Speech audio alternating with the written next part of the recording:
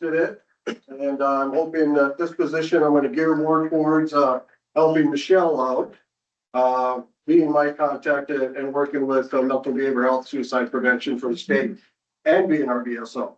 And doing our communications forms because while I get great information from the VA, we can't cipher through it and find out what we want to share with our veterans in North Dakota. So that's going to be an important thing, helping with some of those projects and training as a BSO, which takes a couple of years anyway. So that's what we're looking at. We still have one intern working on our website heroes page. I'll talk about that a little bit later. And we still have the one part-time temp working on our highway road transportation grant. So we're down one, and hopefully we will be able to keep it in the next biennium. Just break down what our state service offices have done third quarter in the biennium. That's January through March. We've had about $2.8 million in retroactive payments, $417,000 per month in new claim awards. So we're still keeping busy. It's a breakdown there. It's on your pages. If you have questions on that, I guess that part didn't get passed out either. Oh, I was looking. Sorry about that. Your copy of the presentation is on your desk. And this is for your records too. So keeping up a lot of communications there. We're starting to do outlook or outreach to a couple of counties that are down to BSO right now. So we're eating into our travel budget a little bit, more than we had anticipated. Let's see. So the total for the biennium, are 769 claims for a total of $9 million in retroactive from the biennium altogether. This is our BSO's work. And awards of $2.1 million more monthly claims coming into North Dakota. That's our service officers report. This thing is not the base. It's read. How about next? Great technology here. It just reads up. Here we go. Some outreach that has happened in the last quarter. Shelby, I'll reach into Barnes County, help them transition some different areas they needed some help. Tom did in Fargo the point in time check that happens annually with the VA and others that want to see how many homeless veterans we have. So he participated in that. I haven't gotten full numbers on that. But it just seems like, why did we do that January 29th to go look under bridges and everything else? People are probably in somewhere alarm. So it doesn't really give North Dakota's good picture, in my opinion. Tom spends a lot of time going down to Cass County to help them keep up in training. And our departments of corrections at Stutzman County, Tom also goes to that, and that is we're doing claims for our incarcerated veterans, and we help them get their transition out. The VA's Veterans Justice Outreach Coordinator goes with us, and we do the claims. They coordinate we did this whole thing on ensuring that they can get their claims examination done in the prison. So that way, when they come out, they've got their service connected, and they can transition into civilian life a lot better. Yes, sir. DOT. I brought that up at a national committee meeting, and you see about 50 heads turn. They said, "What you guys do?" I said, "We went out in the towns in the coldest day of the year, found out how many people are homeless. That's the time to look for them, not when they come around. It's the middle of the night they want them, just the way you talked about it." And they go, "You guys did what in North Dakota? How cold was it?" "Well, I don't know, it was 20 some below, I think that day. Or it was cold. It below zero." Well, that's a good idea. They brought that up. They think, 50 heads turned and looked at me. Well, I think if you're outside that kind of below, you're probably more apt to listen to somebody saying, "Hey, we got some housing for you." So, yeah. So we've done some great things with the Department of Corrections and fixing that problem, the issue with getting their examinations in the facilities, and actually got some calls from some other states to see how we've done it. So we've written up a procedure and ensuring that nationwide. And hopefully our veterans coming out of incarceration have a better chance of not being recidivists. VSO training, these are new CVSOs that are coming into our office for training. It's, quite a bit less than last biennium, total 6. 14 last biennium altogether. The year before that, I think it was 26. So we've had a big bunch of turnover there. And there's 3 at the office right now giving training. Adams County's new guy and 3 affiliated tribes has 2 new people. They've got quite a team up there. Lonnie, who did they train in from the tribes? White Bear and Sharon White Bear. Sharon, yeah, okay. And what was the name of the Danks, Prescott? no Prescott? Yeah, Prescott. Yeah. So yeah, they seem to be pretty pumped up about it.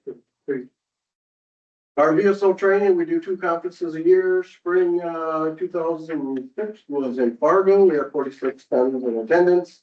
In the fall was at the Holiday Inn here in Bismarck. We had 53 VSOs in attendance at that. And under burial memorial, our funeral honor coins settles it down a little bit, which you'll see later. Those that'll look at it, we've got lots of funds in there, so we should be good for a while. The funeral honor details, still, if you know the funeral honor team that's not aware of it, please share the information. We can give them that $50, I think it is, for each detail they do. We've only got 18 teams in North Dakota registered. There's a lot more out there. And actually, the VFW in West Fargo just got a bunch of firearms from one group that just said, we're done. We got 2, so we got the firearms from Grand Forks VFW, and we got the firearms from Oaks. Yeah. So they're shutting down and maybe the stipend would help them. So please get the word out there. And I hope you guys picked out the good ones for yourself for your turn. Actually, we just got issued brand new ones. And those are the young ones. M1 still. So another question we need to talk about is how I can get some for the museum. I want some ones for the military museum. I said, well, let's talk to you guys because you get them. Yeah, we get from the Army, they're still registered in the Army registered, so you just got to talk to the Army and get them issued to you guys. Okay. They went to that. I know West Fargo's got those contacts, so I'll give those out with you. I can share that. We got enough, Paul's gonna give away 2, so. Yeah, that's right. And let's see, remember, we've got this here, the Faces of Margot, 1 photo. So look for that in Williston. Neil McIntyre, nobody knows what he looks like. You people want to know what that's about? The cemeteries over where they're buried in Europe. They adopt those graves and they're trying to put pictures on their website so they know who it is they're serving. It's pretty cool. Pretty cool deal. They got us a lot of pictures for our website too. Fargo National Cemetery building, still waiting on notice. I did get all the paperwork done. So if there is that $3 million line of credit comes due, if they need it, it's ready to go on our part, but we haven't heard from them since our groundbreaking. Bridges of the Fallen, there is going to be a bridge naming process formalized. Representative Porter, I believe, and the National Guard and a few others worked on that. And so we're going to put that into code. And then we'll have a committee just name bridges like 6 or 8 a year. And there'll be a nomination process for that. This year they've already got, I think, 11. They were like, oh, we're doing 6. Well, we've got a lot more nominations. So we do have over 4,000 state bridges and many thousand county and cities. So everyone can get a bridge, I guess. National Guard and Burial Reserve right there.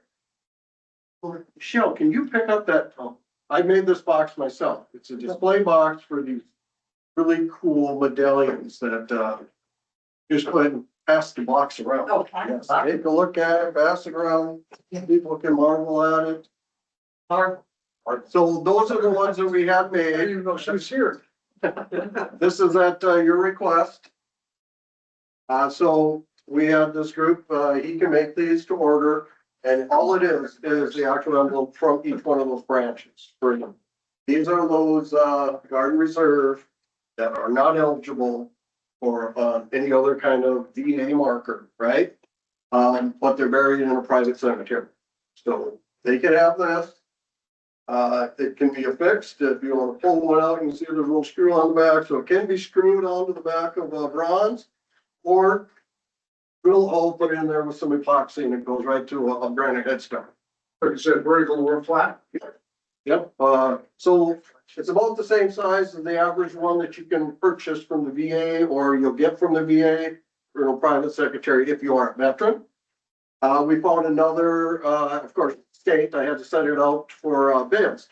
And I got another bid from someone, they claim they can do the same thing, but we'd have to order a little more bulk, about $20 a piece. These cost us, what, 75 each? Which is right in line with what the VA charges for a replacement, so. We got a nice gift, Todd actually talked to a group and they sent us a $2,000 check. Received that, that offset the cost of this, but to order, a good set of 10 or 20, I think it is, it'd be about $6,000, so we'll still need to raise some funds for that. I'll talk to you guys later about how I plan to do that. Also passed around, unless there's questions on that, yes, sir. Yep, I brought up to national, me too. Asked all the rest of the states if anybody had this program. Same thing, 50 had looked at me, but then the guy said, well, I said, if they're not with the VA, then they get their own way to take care of it. But if they're National Guard or any of these other ones, Coast Guard and everything like that, then you can get a plaque on their stone. I never thought about that way. I said, plus because we do Memorial Day, we put flags on everybody's, it's hard to find. And that's one way to find it. Yep. I said, when we get this whole program together, I'll take it back to you, give it, once you got this all done, so I can take it back to the national and they can do what they want to do with it too. So I can get in contact. Well, the nice thing about this is that's a, patented, for each branch, and you can just order them up, you're not selling them, so each state can use them, so it's kind of nice that we did it that way. Next, this is, a good thing. From a bad thing, I guess. This is, Irvin Ellingston. He was a POW who was shot down over Japan. One person survived. Well, actually about 5 of them survived. One got away and, was rescued. The rest of them died in POW camp. Was bombed and, they wouldn't let him out, burned. And so he died over in Tokyo or somewhere in Japan and got put in the punch bowl. All the other remains, they've now identified and he's coming home. And I'll tell you, I get little newspaper clips or some family buried their World War II veteran after he came home. And that's when I first learned of it. These people are letting us know, and they were doing a big event. It's 3 days. It's going to be for, what's that? Wow. But yeah, so when he lands on June 18th, come from Hawaii, they land sometime. They'll let them know the exact flight time at Hector. We're gonna meet them there. There's gonna be a big bunch of people there. And then there's gonna be a convoy take them to Grand Forks, where we're gonna be out in the park for a small ceremony. And then go to the funeral home. The next day, there's a celebration in Dallin, I believe. And then the day after that, he'll come back to bring him to his family farm. A little thing there, and then they'll take them off to bury them. So it's a full event. The governor's actually gonna be at one of them. Got a lot of other local people. You're all invited. If anybody wants to go. The convoy should be pretty good. They've got fixed wing flyover for the funeral or the convoy, and that's by DOW if it goes through. And then I talked to a friend that has a P-51 at the Air Museum. He's volunteered to fly the other one, so it'd be a World War II fighter jet or fighter plane flying over. So they're pretty excited about it. So I'm really happy that they're doing something that is very able to let the whole world know afterwards. So it's going to be pretty cool. Education and training. Hey guys, been busy, attended quite a bit. He's of course on the National Association of State Improvement Agencies. Like I said, I'll keep telling you that this is our agency that controls the GI Bill for North Dakota. He attended VA office hours. It's just kind of a list of what he's done. He has a veterans class discussion with NDSU and UND, and that's where we're trying to set this up so that you can have a class when you're a freshman and you have a military background, GI Bill and whatnot, where you can come in and learn about your benefits. Your education benefits number one, so if you've got multiple benefits, how's the best way to get what your education goals are? Because you can use them consecutively, some concurrently. If you're looking for a master's or a doctorate, hey, we can work the plan out. If you're here for enough classes just to get the job, fine, we can help you with that, but then also go through your VA benefits, so. I think it'd be a good thing. We'd have to do it on Teams, so all the schools could get on it. We have to get, of course, the chancellor, and everybody sign off on it that yes, this is worth a point or two. So we're still in discussion with North Dakota university system, any issue in UND, put something together. So I think it'd be a great way to get our veterans returning, especially if they have issues, to get through their education. Major approval actions, these are the audits they have to do. We've done all but one. And few notable new facilities. So on the job training and apprenticeships, you can use your GI Bill for. And our office or the SAA is one that goes out and approves those. So there's some three that just got done. Elite Massage Academy and All States Driving Academy and Laying Appraisals. So a lot of state agencies can do this too. We've gotten a few on there, and it's been my goal to expand that too. You can use your GI Bill. It's kind of a nice selling point too. We can't pay you more, but you can get your GI Bill while you're training and working for us, so you get paid more that way.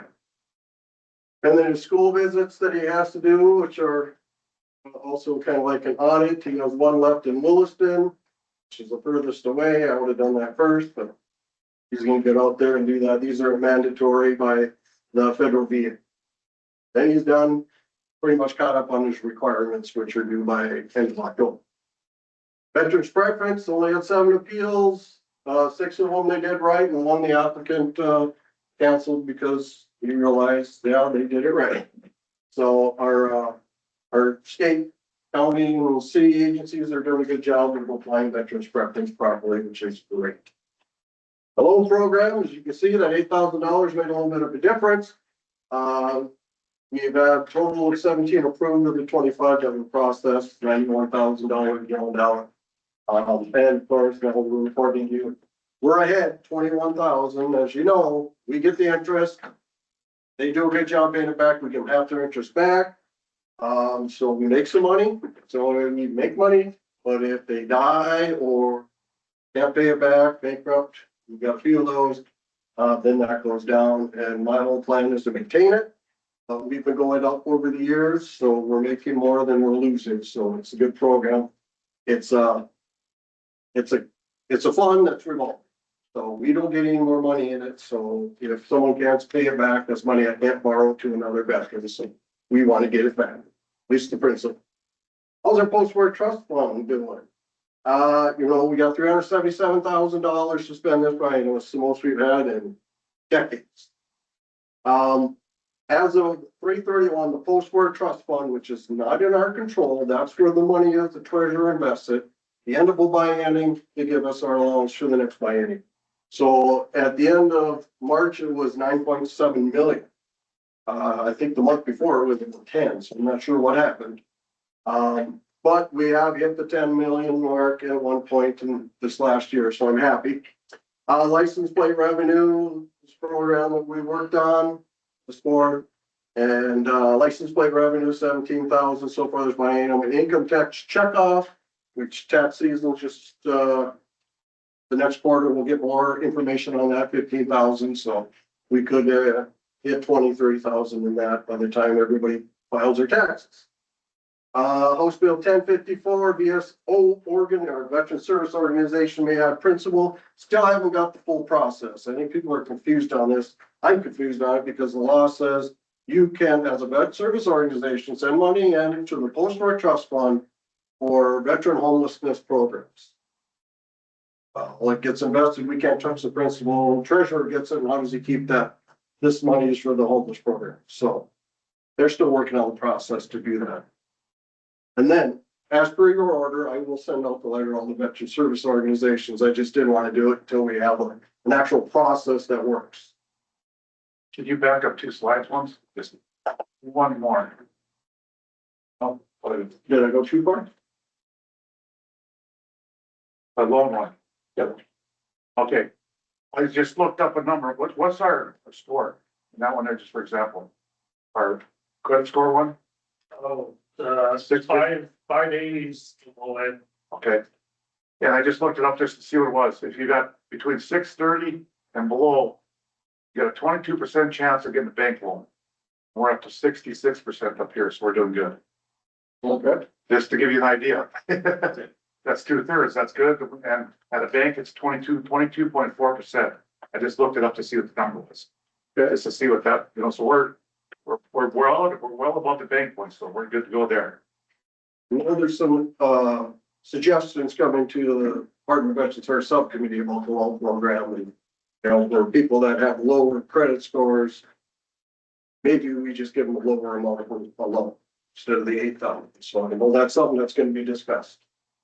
So it's good to see that loan program being used. I Yeah, just don't want to lose it. right now, I just assumed it was good. That's right.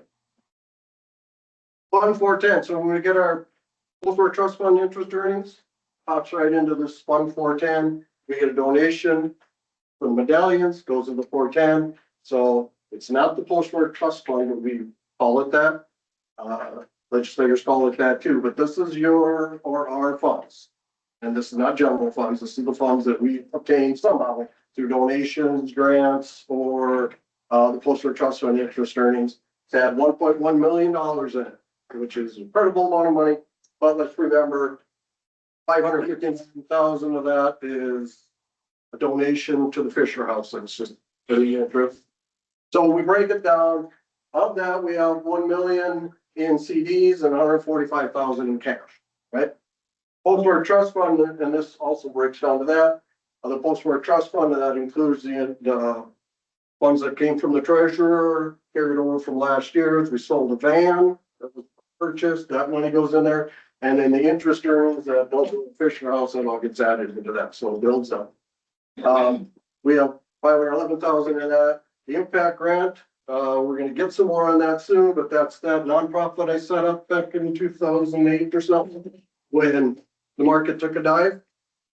So we ask for money from them, and then we fill in the cracks. So like post-work trust fund and others can't do, we give out grants.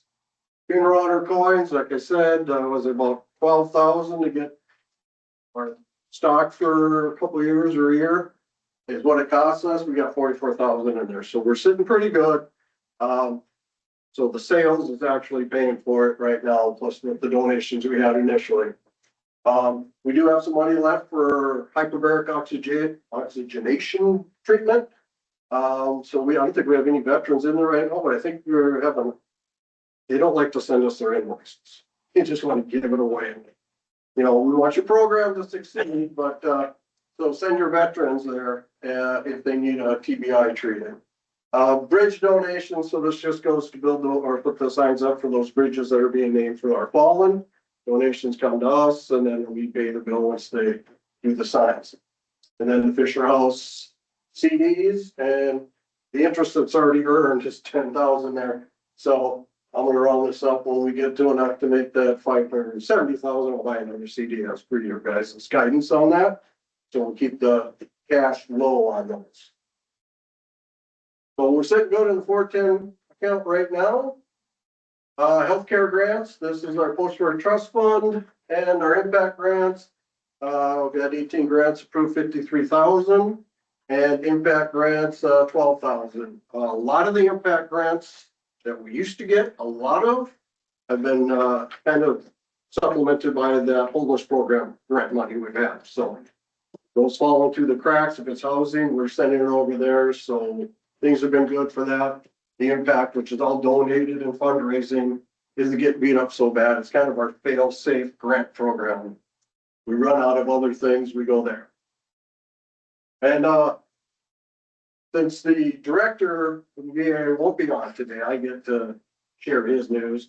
And he did send me an email. I can share it with you with some updates there. But Fisher House, we have land.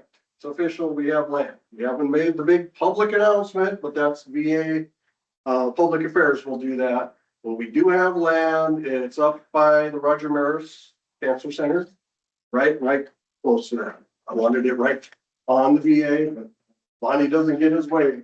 There's no land up there, so we gotta do it this way. Very excited about this because it's taken forever. Now, the land that they got is clear, empty. So it's shovel ready. All that they need is the VA is trying to get the city to move forward and get the water and power in there. So they removed it all when they removed whatever was there. As soon as that's done, we can turn it over to the VA. So they've got, I think 12 months or more for this fun minor construction site prep. So if there's a bunch of buildings on there, you'd have to tear it all down. So that moves us up a year. So if the Fisher House can actually get in there and start digging this year, we're gonna move up quite a bit, but they're on schedule for construction next year. And sometime in 28 or before, I hope, we'll do a ribbon cutting and it'll work. We'll be, up and running. Fundraising continues. I didn't write down the number, but, we made about 68,000 on that freeze out, which is great. This, motorcycle group, yes, sir. Did you say 68,000? 68,000. Yeah, and that's a lot to do with, Representative Shower and we do a lot of that. Hey, let's call them. These guys do a lot of the freezing. But, we got a lot of big dogs out there that threw some money in, and, the Elks, North Dakota Elks, they love it. And I think there's gonna be something they're gonna keep doing. So as a state, they gave us 10,000. The Harwood Legion gave us 10,000 for the expenses of the event. So there was none of that to deal with. So yeah, we ended up with 68,000. And a lot of publicity going into the, Giving Hearts Day, which is the big fundraiser in Fargo for all nonprofits. So very excited about that. Yes, sir. Well, I mentioned it to you at lunch because that was after our previous meeting. So I swung through there and there were a few people in the parking lot and I gave them a $20 bill. So I'm just really, thanks for telling, I mean, $68,000, that's impressive. Yeah. It was kind of a cold, windy weekend, but we didn't have a lot of snow. And so just by my 20 minutes there, I figured it was gonna be pretty minor because they're freezing out in a bare parking lot in Fargo. And it turns out to be a great fundraiser for an awesome cause. So thanks for telling us. We were lucky enough. We had some coverage on the radios. Really didn't have a lot of the events they wanted. They want next year. They're already working on having the Cub Scouts, Girl Scouts, Boy Scouts come out and do full winter training. Yeah. Doing any project, maybe even playing, like cornhole or something at 20 below, little training on that. They want to do a flag retirement, different things like that. Yeah. Bring the public out. So one lady drove by, she was at Best Buy, we were right next to the Best Buy. She drove by and said, what's this all about? Came in and gave 5,000. So I mean, you never know who's coming by. So Tom Kravinoff, who spearheaded this whole thing, was really excited about doing it next year. The Combat Veterans Motorcycle Association is the one who sponsored this. They're gonna make Fisher House from now on their campaign. So until it's constructed, they're gonna do the capital, and after it's construction, it'll be that money that you can give to the help the families out and stuff. So they're really excited about it, and if you heard of We Fest, people have probably know about it, or at least, they're gonna have Fisher House as their fundraiser. So these guys get to be bartenders. I can go bartender if I want to be a celebrity bartender. They're gonna have their donations go to the Fisher House. So they're really moving on. So pretty excited about that. The housing funding for prevention of homelessness. This did start in December. So we had 10, this is updated, yep, as of 3/31, so 3.5, 4 months total. 10 grants processed, 9 of them were approved. We paid 42,000 out. One's still open. Cap and D are the ones that we worked with to take the other half of the money and work through their grant system. They've had 24 grants and paid all 30,000. So it's getting out there.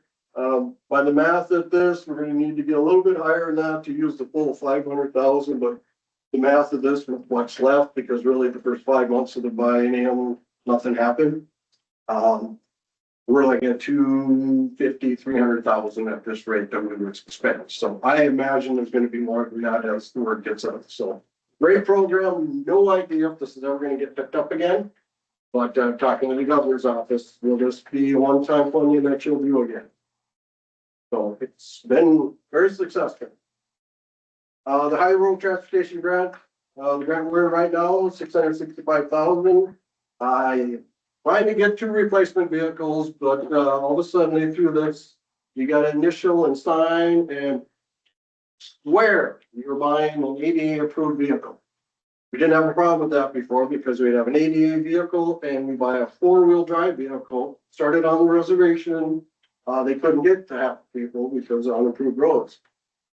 Rest of North Dakota, a lot of problems like that. Plus we have this snow thing show up and people are getting stuck with the vans. So we bought dual vehicles and now they're saying, no, it's all got to be ADA. That's $80,000 for one of those vans.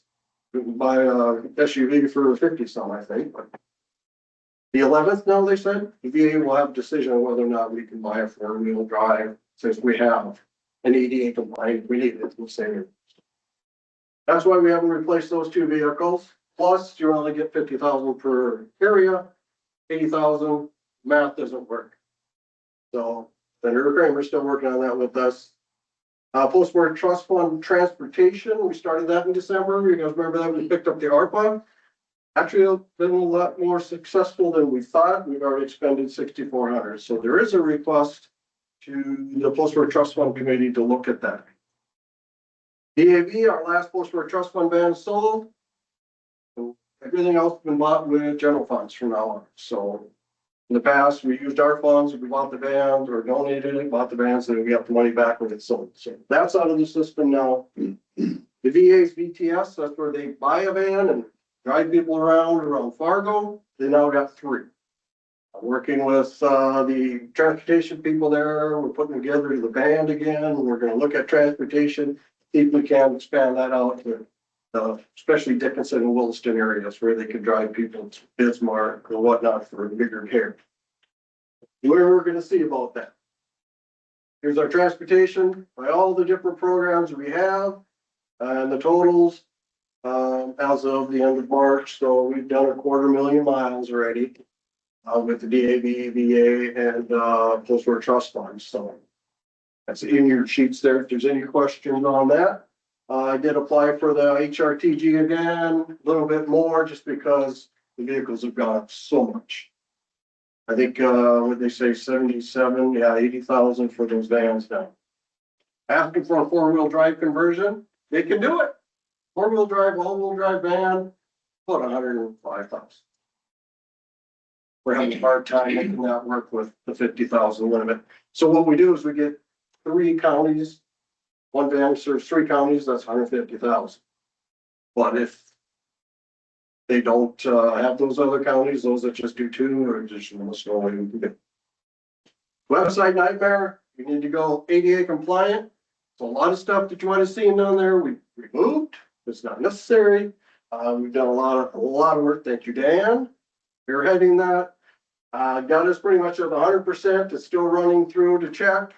And we got it there before the deadline. And then just before the deadline, the Fed said, oh, we'll give you another year.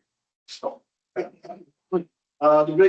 biggest offender was our State Heroes page. State Heroes page, I have their photo. Have to have a description of the person written on there. So it's, you know, have a little tag that said, picture of Murray Strong. Looking very happy today, blah, blah, blah, all that. What's he wearing? All that good stuff.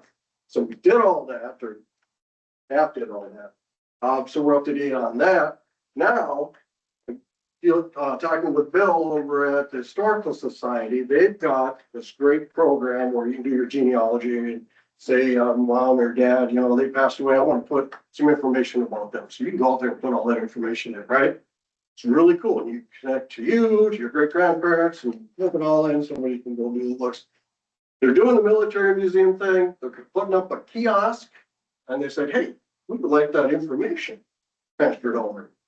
And more talking, we're like, oh, well, you take it all. So, because it costs us a lot to do.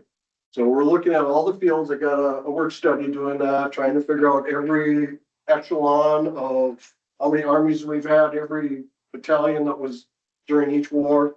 So we can create that for each one. Somebody can go in there and say, well, I'm going to put in my grandpa's information. And you'd have a field for each one instead of all being in a paragraph, so it's very searchable.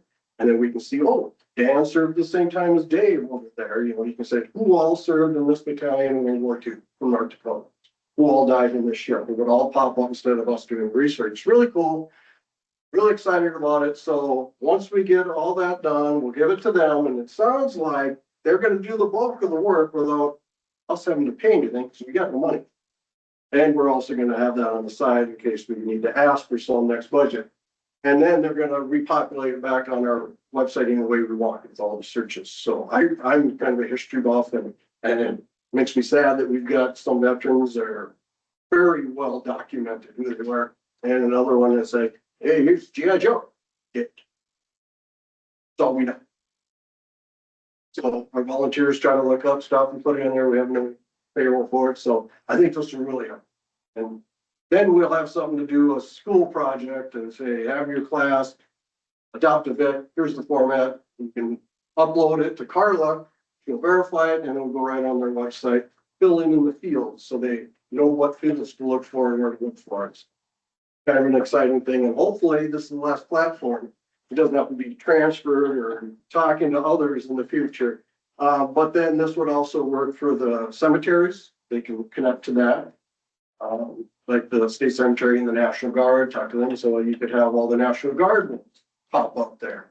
Even if they didn't die during the wartime, they'd say, oh, here's this Sergeant Major. Their life could be there too. So it's not just those who died. Any questions of me? Is there a bear next year? Is there what? Whether Yep, it shows, they're buried at? I want to be able to look at what makes North Dakota from born, raised, went to school, lived, high school, joined the military, and then buried, plot number, cemetery and all that. And then when it says North Dakota, we can say, okay, we've got 4,000 people on our website that died in wars. They're connected to North Dakota. How many were actually born here, lived here? Some people are buried here just because their parents moved here after, you know, like while they were serving, and then they died and were buried, and they never lived here. You know, but there's their connection to North Dakota. So you can really get a good idea of what's going on there. So yeah, good questions. I'm having them think of everything that you could possibly think about, and then have at least that top spot so we can add another below it. So it can grow without us having to go, oh boy, we got to start all over. Everything having the right fields. So. More questions for Lonnie? I can look, if you would like, at what the VA director gave, or we can wait till late sister. Go ahead. All right, let me see if I can find it here.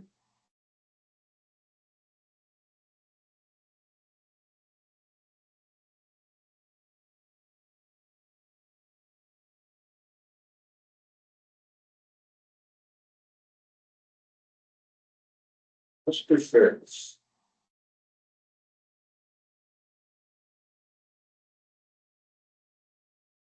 You guys were dropping like flies here. We were having constant emails and stuff. I won't make it, I won't make it. And then he come in too. And he says, I scheduled to give an update to ACOVA today at 1. The dental issue requires me to be in the dental chair at 1. They're celebrating Nurses Week and meeting with their electronic health records team. So I do not have an ELT member from our team to send. So you have anybody from their executive leadership to come and talk to them. And he said, just to share these few points, Fergus Falls, their C-block ribbon cutting. They've been opening in C-blocks, brand new ones a lot. Fergus Falls was the 29th of April. Grand Forks, I'd have to go to that one. That was the 30th of April. They are going to be doing the groundbreaking in Bismarck. And if you haven't looked at it, go behind Walmart there. They've got a big footprint there. Yeah, right now. It's going to be at least 3 times the size of the current one. And what I really love about these C boxes is this is an exam room. They have it so they can change it so a cardiologist can come in, a chiropractor, whatnot. So they're rooms they can bring specialists in, blood specialists, whatever it might be. So they can have these guys go around. Plus, they're all going to have a piece of concrete for their mobile digital machine that come and do MRIs and stuff. Sit on the, you know, they drive up to Bismarck for a little while, come up to the Minot one and do your MRIs right here. So they're really doing a great job. He didn't type that, I just said that. On March 18th, VA purchased property. He's announcing the Fisher House, and that is development, as I give an address, but you know where it's at. So March 18th, that was official. And they're working on the plans. I know he's excited to move forward on it. And right now, we're looking at the electronic health records, May 15th for North Dakota to go live. So they'll be training up to that May 15th and 27th. We were the last on their old plan, but now we're not the last, so they're kind of going across the country instead of around. So, and that's about it. If you have any questions for him, I can send him an email. Anything comes up during the meeting, we can get him on. Which Walmart, north or south? North. See when the groundbreaking was? I think you might have. No, groundbreaking, Bismarck City on May/June. So this month or next. So, yeah. There's a lot of heavy equipment down there. Coming from the north Walmart, there's a road that goes down.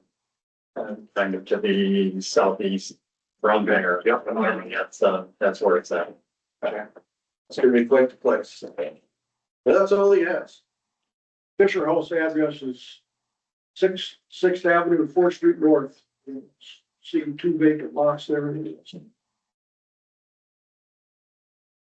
So yeah, I'm talking a lot to Fisher House people. They've invited me to their training. So I get to go to a conference in July in Kentucky, learn about Fisher House a little bit more. And they will move up to the top of their construction list as soon as that electrical and stuff is on there. So because we got a lot of money raised. It was a busy month. You got that, you got this guy, you got a state CPFW convention, you have state ambulance convention. And next weekend. Yeah. Yep. I'll be back up. And this group did have a request, and I think it was supposed to be a trust fund committee for a little support for their program. So talk about that. Mr. Chairman, Yes. just to add a little bit to this, Dale Lennon, he's been out stopping 40 different places around the state, and he's promoting the military gallery that's gonna go in the state ground. They're trying to get that accomplished. He and some of the other people have been there, but I attended one of the meetings he had, and he's gonna have another one later on here, but the rural areas, they've got a lot of historical stuff in there, in military organization, groups or chapters or what it might be. But he took a big interest in one in Newtown. They have some old thing, we even got what they call a potato digger, an old 30 caliber machine gun. It weighs about twice as much as I do.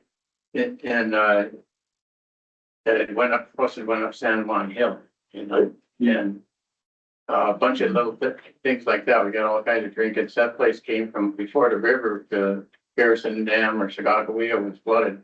There's Elbow Woods and Sonish and Van Hook, and those charters all came together and formulated one. And here just a few years back, Mr. Winter and I went down and visited a guy that was a classmate of his that was with him when he died in Vietnam, Roger Foreman.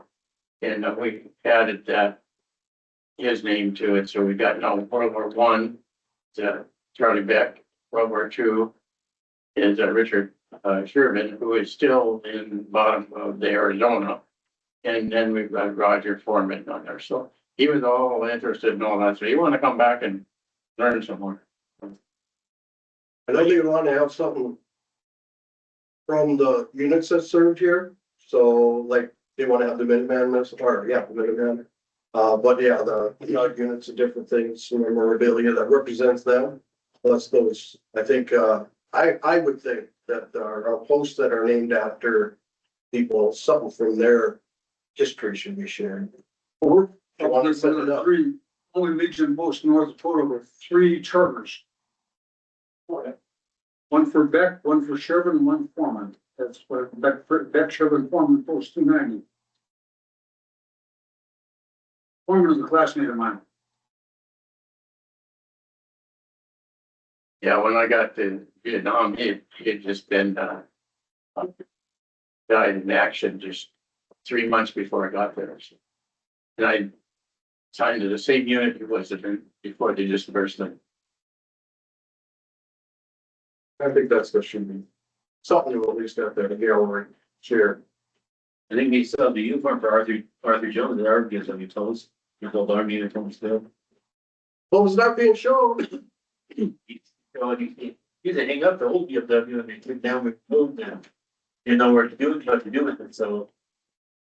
Hanging up the color guard uniforms right now. Mr. Chairman, Mr. Commissioner, the full attempt, this is only gonna be going on these surveys for another couple months because, but if anybody in their rural has historical information that might be of interest to them, I think they said they were stopping at 48 regularly scheduled sites, and then they were gonna add a few more to try to tie in some of the intricate issues on there. And go, I'm gonna go with the historical part, of those people from that area. I'm gonna go to Normandy for, the 82nd, D-Day anniversary this year. You gotta go on that again? You're going on it? Yeah, I'm going, gotta go up around. I've got a second cousin, my mom's first cousin, who died on D-Day there, so I did find his grave. So that was kind of cool. He's buried about 100 feet or 110 feet from Theodore Roosevelt Jr. It's kind of interesting. Took me all my life to figure out I should do something. Yeah. Better hurry. You know, and he's one of my seniors. Mr. Chairman, Yes, I'd like to add Todd Roth to the ledger. I didn't call you for present or absent and on the list, so. Todd, I didn't announce your name, it wasn't on the list, so you got missed again, which is my fault, so. got a room to sleep with the fiddle. I'll Takes it up with the post-war trust fund and bills committee.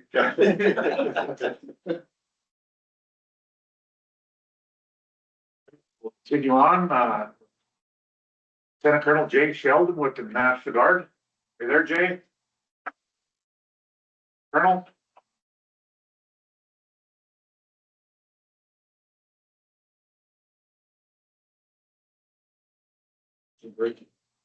Back, okay. We'll skip him for a little bit till he comes back on, and we'll go with Michelle. All right. Okay. Thanks. Yeah. Yeah. Yeah, Thanks. clickers up there. Am I using it or are you just gonna click the? Did start working. It did? Yeah, Okay. once it starts. You gotta wait till the presentations. You got a big presentation here. 13 megabytes. Oh. And is it compliant not till next year? I don't know. My website is compliant 100%. Except for my dashboard. Oh, yeah, it's not on there anymore. Okay, so it's here, it's me, and if you're not aware, we are part of the garage, so. 5 seconds. It's not sharing the screen very well. Okay.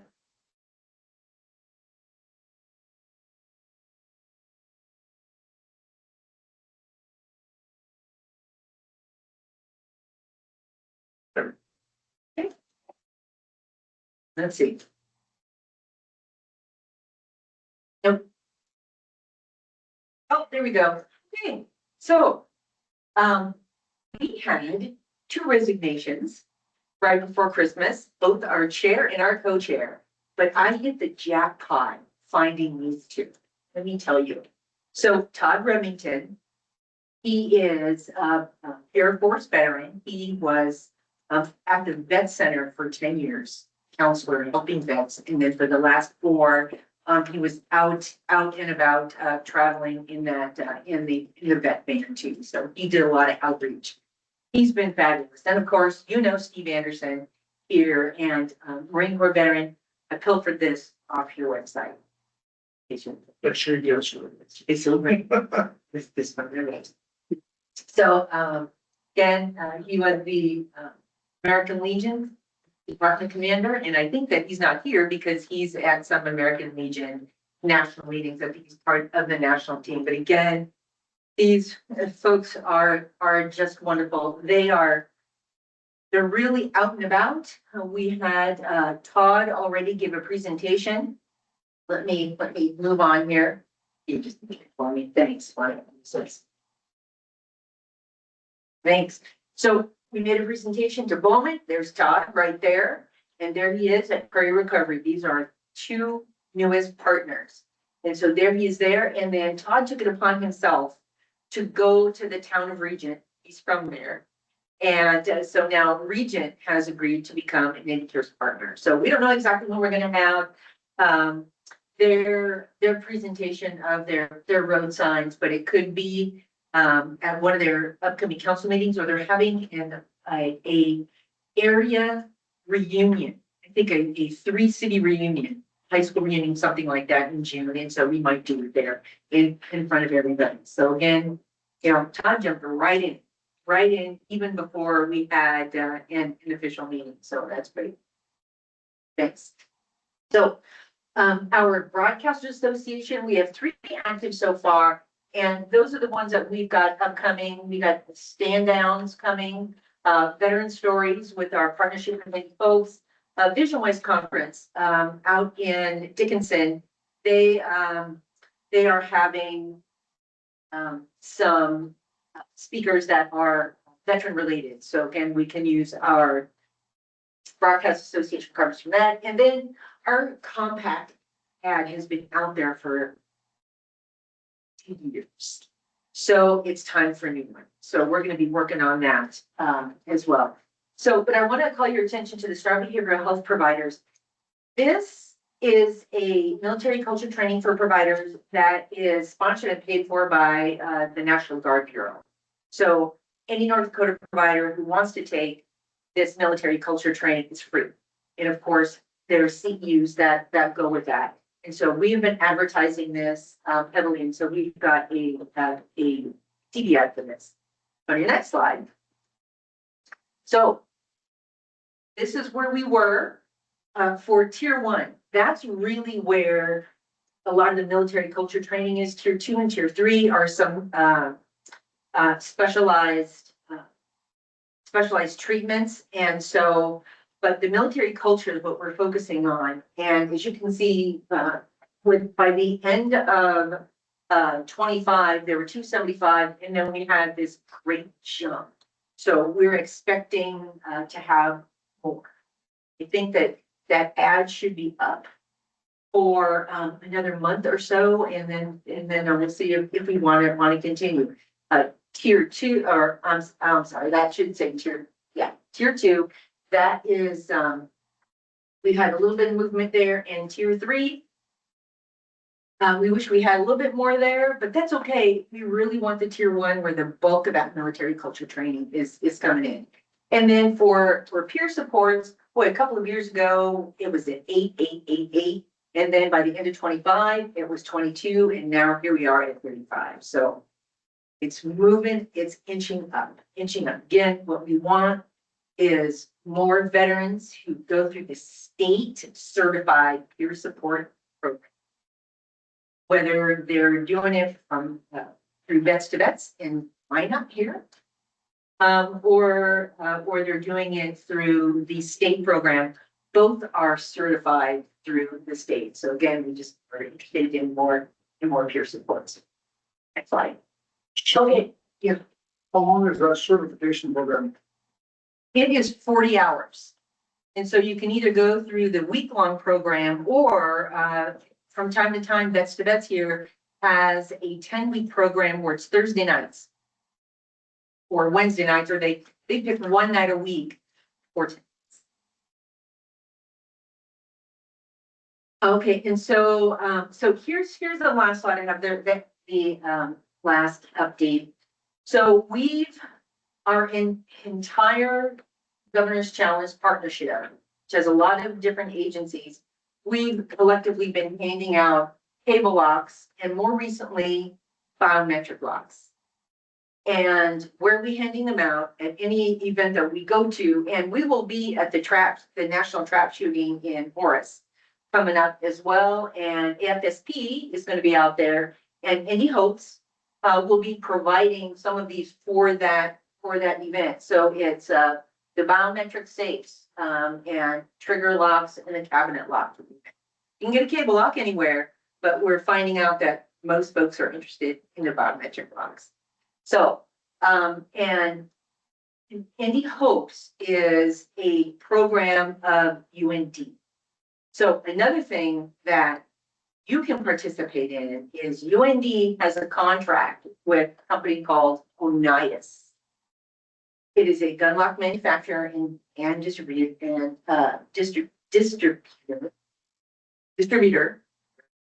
And they will allow for your organizations that you belong to use their discount if you would like to order in bulk for any of your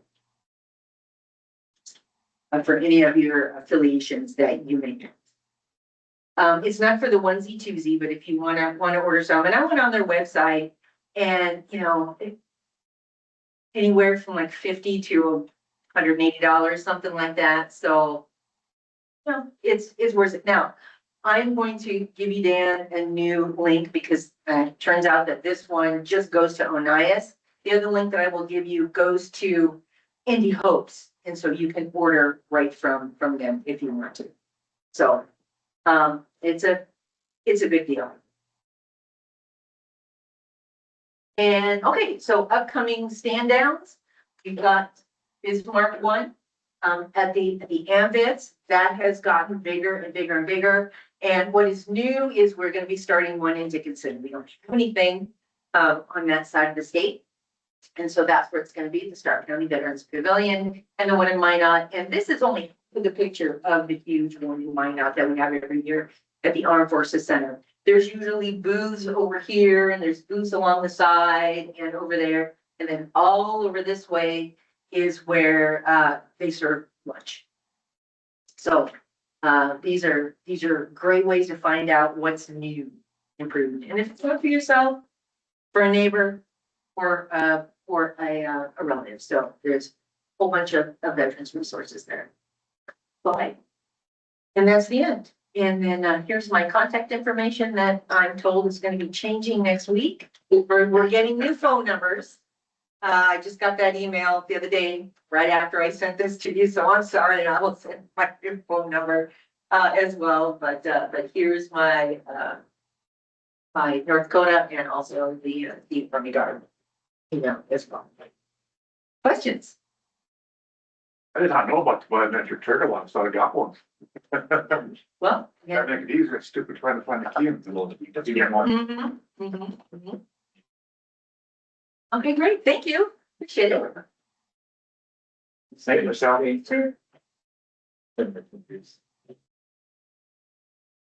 Seen Jane around yet? I'm here. I apologize. I ended up taking a call from General Huber about another thing that we had been working on. So I apologize for not being ready the first time around. Oh, no problem. All right, I'll jump right in.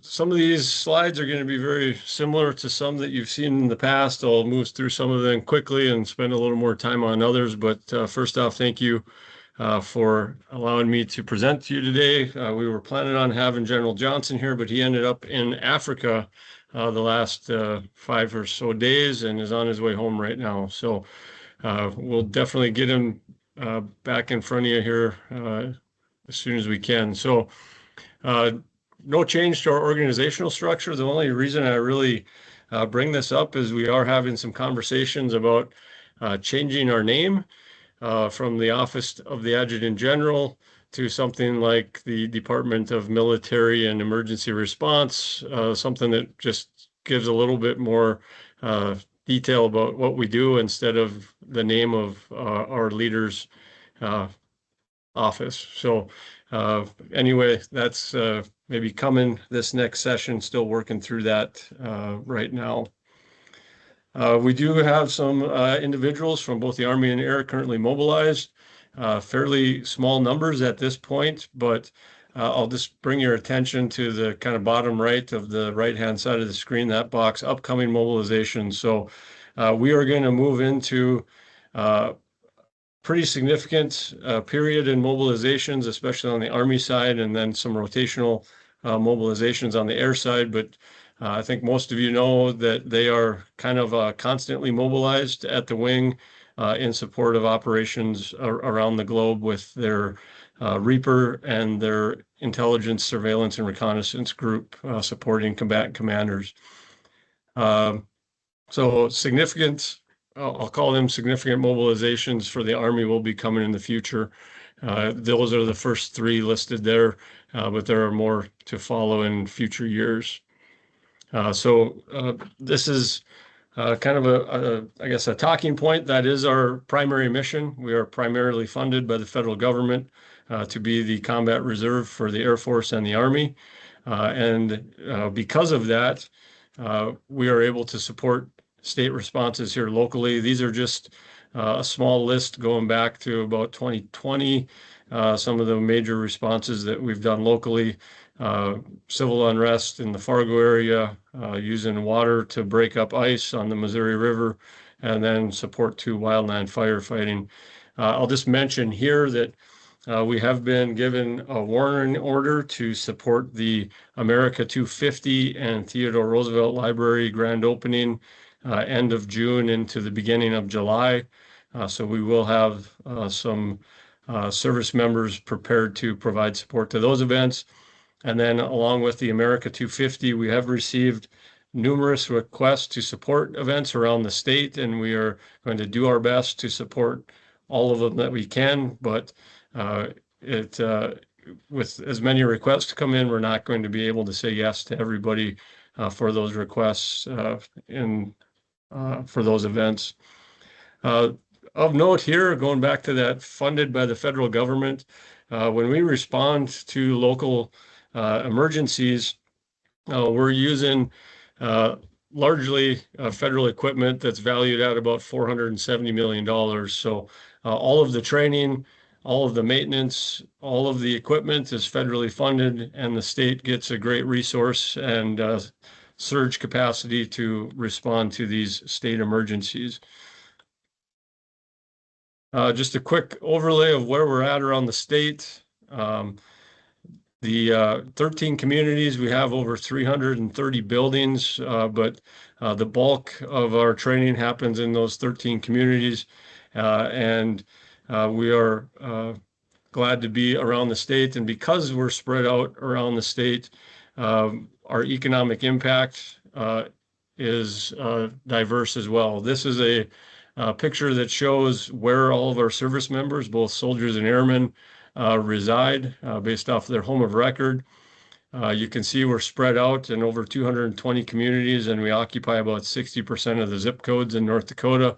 But we do have a pretty significant amount of service members who live outside of the state. You can see into the kind of the Moorhead and east, some pretty big orange balls there, or dots. Complete number outside the state, we're looking at about 720. And they are, as I've said, largely in Minnesota, but have service members who return to North Dakota to train with us from about 16 other states is a kind of an average. And the economic impact of that is about $283 million. That direct impact is $218 million. That's really salaries and wages, and then like contracts and expenditures, construction projects that we're doing around the state. On the table on the left, you'll see Devil's Lake has a significant amount of expenditures. That's because we recently have completed a couple projects there that I'll talk about a little later. But so those construction projects really boost the expenditures in that area. But the bulk of our economic impact, our direct economic impact, is through wages. And then we estimate that our indirect economic impact is about 65 million, and that basically is additional jobs created at or hotels, restaurants, gas stations, those types of things. Here's some recent projects that have been completed. The top one is the Dickinson Armory. Did a ribbon cutting for that last summer. That was a $27 million project, 18 million from the feds and about just under 9 million from the state. And then in the middle, that is, if you're in the National Guard, it's been recently called Ritchie's Slough, but this is a bridge training area at Camp Grafton Training Center, where in that proximity that you see there, they can train on all of the bridges in the Army inventory. This is only one of 2 locations in the nation that can do this. The other one is at Fort Leonard Wood, the training schoolhouse for all of our Army engineers. And then the bottom is a new fitness facility at Camp Grafton. Over the last several years, we've been transitioning away from the 3-event APFT, push-ups, sit-ups, run, to what's now a 5-event Army fitness test, which requires quite a bit of equipment and space. And so the state graciously awarded us some funds to be able to complete that. The Bridge Park, we're gonna do a ribbon cutting at the end of June. And the fitness facility, we're going to do that ribbon cutting at the beginning of June. The thing with these 3 projects and a few others going back to about 2018, those combined, those projects received $20 million in state support and returned $82 million in federal funds to do that construction. So we are an economic multiplier when it comes to being able to take state dollars and multiply it with federal dollars. Here's some future projects that we're working on. The one on the top, in the kind of the background on the upper right, that is a lodging wing that's going to be added to the Regional Training Institute at Camp Grafton. It was designed in the original concept, but not completed because some funds were shifted away from the project for other purposes. It's now been designed 3 times. So we are expecting to get these funds from the federal government in the next fiscal year. Next project we're looking at is a Williston Readiness Center. The city of Williston has allocated about 22 to 25 acres just across the street from their high school for this project. And in a rare attempt, we are planning to ask the state to completely fund this project. Normally, projects come in and there's a state cost share, but rarely would we ever ask the state to fully fund that project. The reason for us doing that is the federal military construction process can get very long and drawn out, and Army gets only a fraction of that. The Army National Guard only gets a fraction of that budget. And if we wait to do that project on that process, it could be another 10 to 15 years before it is completed. And we recently relocated the Alpha Battery of the Air Defense to Williston, and we'd like to give them that facility and get a project done for the city because they've set aside that land for us, currently valued probably at about $12 million just based on its location. The next project up there is Jamestown. The site for this is going to be kind of near where the new state hospital is being constructed. This would have more than likely 75% federal funding with a 25% state cost share. So that's about $13 million from the state. This project has continually slid to the right based on priorities of the Army National Guard. And it currently sits right below the cut line for where we expect funding to be next year. So we're anticipating it probably not be coming in 27, but more likely in FY28. We continue to work with Senator Hoven and his staff to monitor that project. And then the last one is a new Air National Guard headquarters in Fargo. They are in I believe it's about a 77-year-old building right now, and they're looking to kind of consolidate some of their staff sections into one location. So that's a rendering for what that project will look like. So these projects, and there's one other lodging project that we're working on at Camp Grafton, would total about 51 million in state funds, but would return 110 million in federal dollars. Probably about 95% of all of the contractors, both architects and engineers and general contractors that complete these projects are from North Dakota.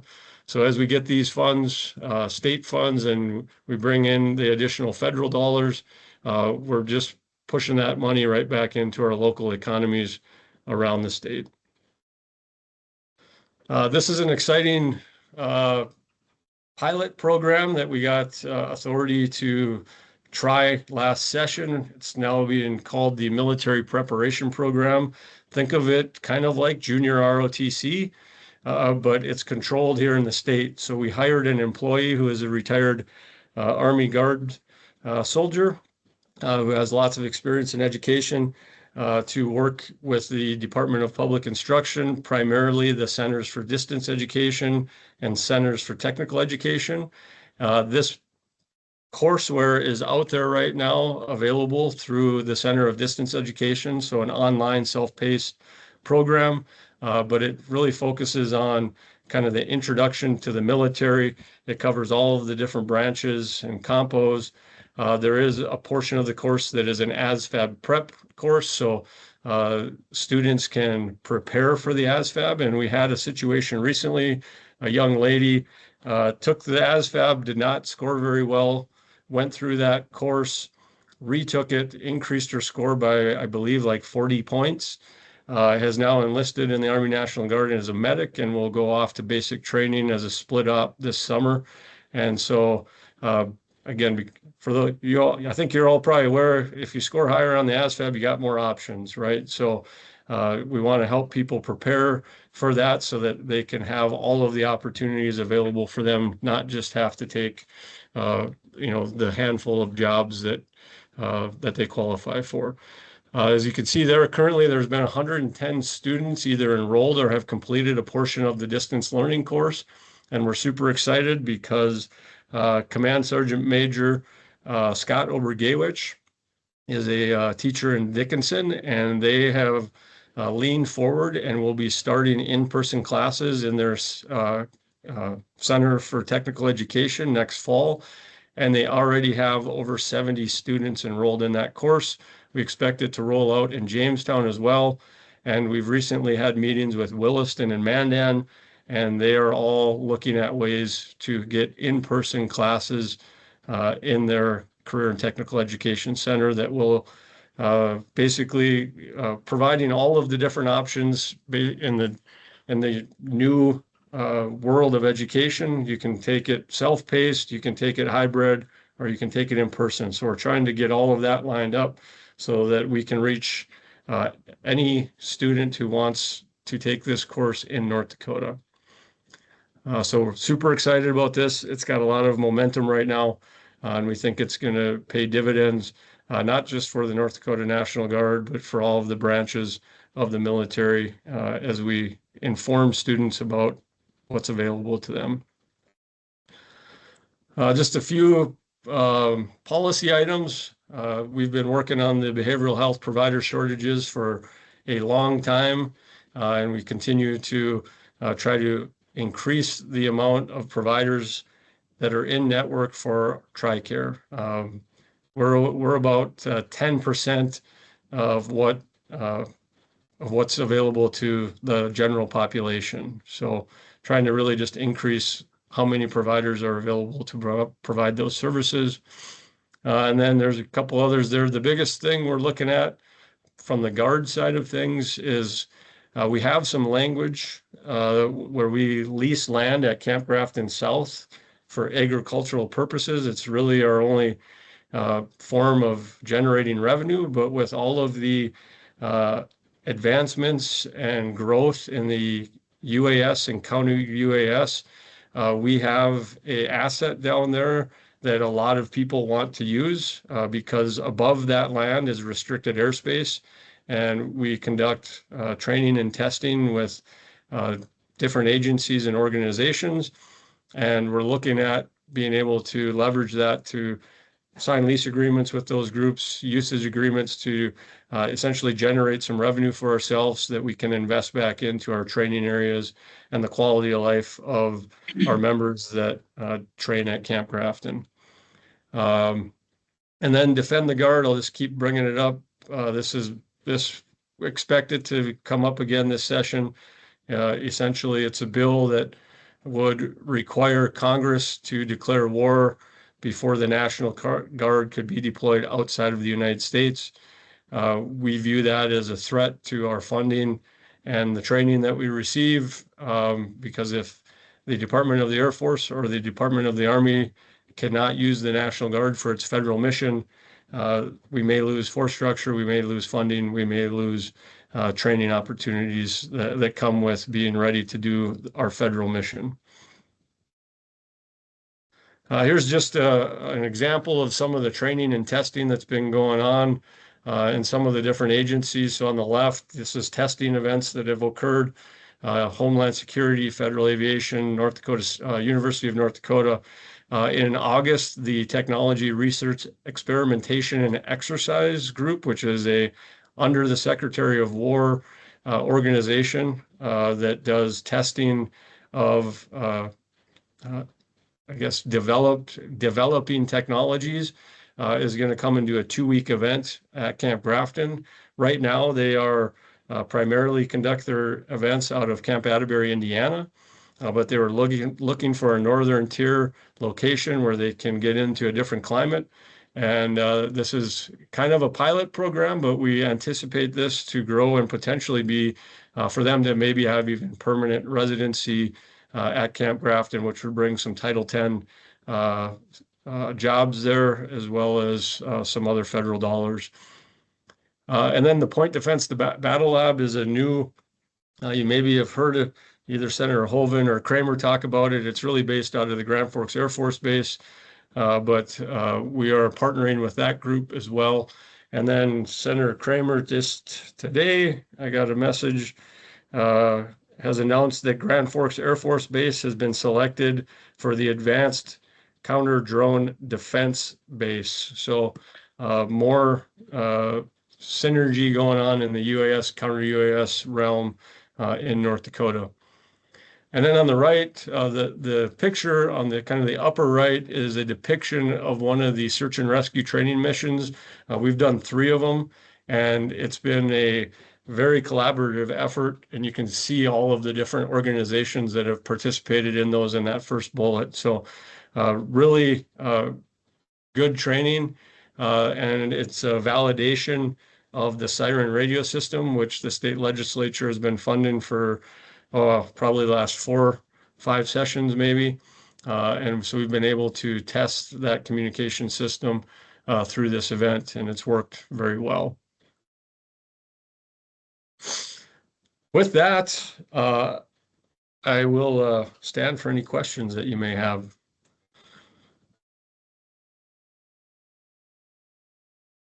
Well, yeah, Joe, I'd like to applaud, I've got a person, he works for the AT&T, and he applauded the state of North Dakota and the National Guard for having one tower out there with more than one communications on it. He says, I think Verizon's up there right now, and he came down within the last 2 weeks and he temporarily put AT&T up there on the same tower. He says, that should happen everywhere. And he applauded North Dakota for doing that. He says, that's the smartest thing ever happened. He was happy to go get the equipment, put it up there, and by the end of the year, it'll be permanent equipment up there by the end of the year. I don't know if you knew about that or not. I'm aware of the tower. I guess I was not aware of the recent addition to it, but anyone who's been to Camp Grafton South understands you're in remote location and communication can be difficult there. So that tower and the Siren radios are just awesome. They're super simple. They're preloaded, handed out to the units, and we use those during our state active duty mission so we can communicate with the other state agencies seamlessly. So that's good to know. Thank you for sharing. You're welcome. Thank you. Everybody else? Thank you very much, Colonel. And I just want to let you know, I'll stay on as long as I can, but part of the reason I didn't make it up there is I am in the officiating over a retirement ceremony this afternoon here, and we have a rehearsal in about 35 minutes. So I'll stay on as long as I can. And again, thanks for having me. Who's retired, sir? Major Nathan Johnson, 23 years of service, 3 deployments, great guy. Started out enlisted, converted to officer about 9 years ago or so. And so he works for Basin Electric here in Bismarck. Okay, thank you very much. I think, is Jerome on right now? Okay, we'll go right straight to Chris. Chris, you're up.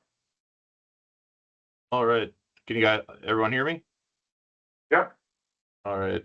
Yeah, I did send Dan and John my stuff, but it sounds like to Dr. Ferris and then with Lonnie, some of the stuff is kind of might be repetitive, so I do apologize. We kind of got the same updates the other day.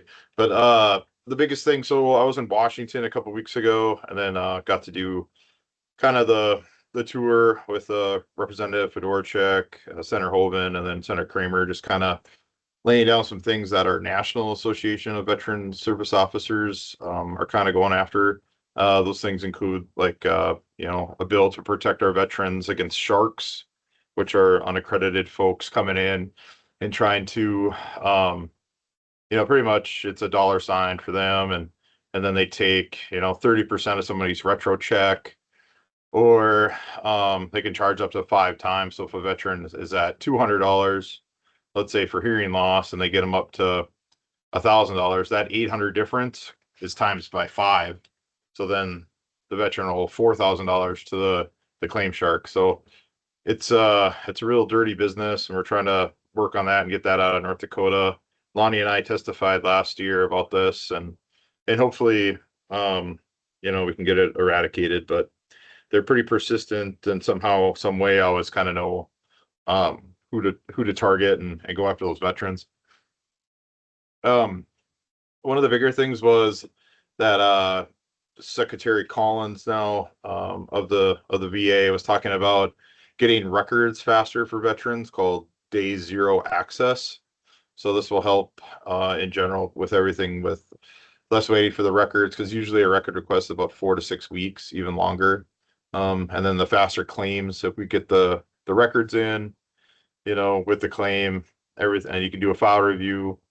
This can happen across, obviously, the 53 counties in North Dakota, working with the veteran. But if they can get Day Zero records, and when they discharge, get a disc or something, or paper copies, we can definitely upload those, and it will relieve a lot of stress for our veterans and families. Couple of weeks ago, claims were taken about 74 to 81 days on average, and that's the national average. North Dakota, we're in the 120, 150 range. Just what I've seen from our office, it's a little waiting time. There's lots of things that can factor into that, but usually it's getting those records, or finding National Guard records, or private treatment records. So there's some things that can hold that up. Lonnie did talk about the VA healthcare system rollout. They talked about that at our national conference as well. And Michigan started on April 11th, and then North Dakota is expected to go live in 2027. This is just to improve the overall healthcare system. Doctors can see our records better, and faster, better coordination with the VA, improve care, and then just the overall care of the veteran. So it can reduce some red tape there, make things easier, and strengthen community care options as well. Community care, if the VA can't offer it, then they'll throw you out to community care. We've had some ups and downs with that, but as long as the veteran has the reference number, and we always tell them to just wait and not pay any bills, because the VA is not going to pay you back if you paid something and they have it wrong. So just an FYI in that. Just an overall make healthcare work better for veterans. There's a lot of talk about our homeless veterans. I know Lonnie brought that up. We were actually out on the point in time count here in North Dakota. I think it was like 20, 30 below that day.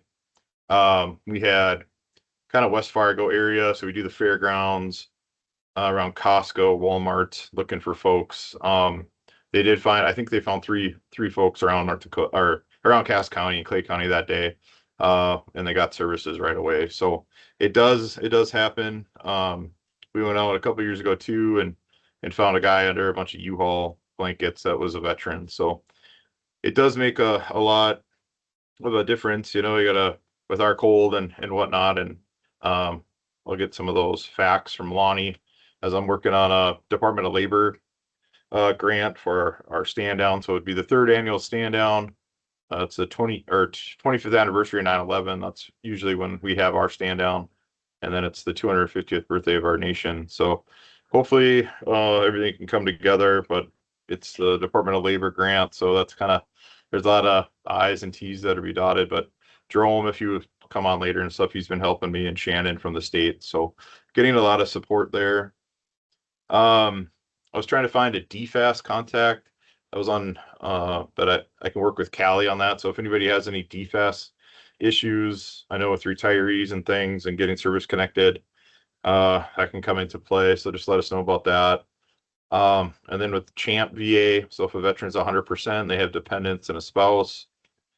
We've been having some kind of bumps in the road, but they have made a portal now that's online instead of faxing, which is, something that people still do. I had to fax some things today to the National Guard. So hopefully faxing will kind of go away and we can do these, strengthened portals and things like that to just speed up everything, as the faxing portion of it was taking like 180 days for some people to get benefits on Champ VA. So, and those can get lost in translation and things like that. So, we're tracking the Major Richard Starr Act. So that proposed law would allow some disabled veterans to receive full military retirement and full VA disability benefits. Right now, many veterans lose part of their retirement pay because they were medically discharged. So hopefully this, it did fail a couple months ago too. So we're trying to gain some steam on that. So then, veterans can be taken care of as they're missing out on some of the benefits there. There's a big push again for obviously supporting our women veterans. Our office applied and we received the DAR grant, Daughters of the American Revolution. So we have $5,000. We got invited to Washington a couple of weeks ago, but unfortunately our budget for travel and just didn't work out.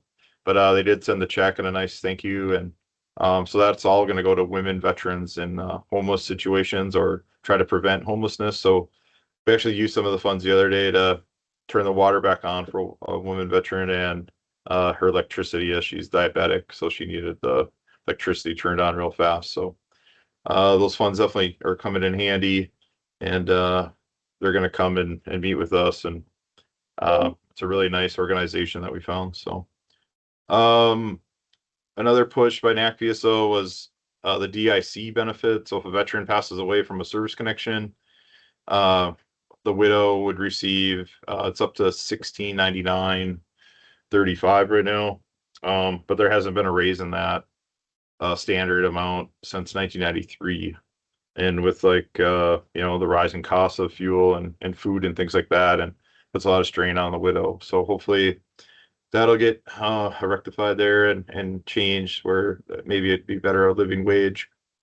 And then burial benefits, with costs keep going up and up and up too for our cemeteries and those folks. So it's I just saw one the other day for $15,000, and then the VA only reimburses up to probably $3,000 if everything works out. So there's definitely a disconnect there, and that's kind of another push. But those things are going to be an act of Congress on those, so we'll just keep trying to support that.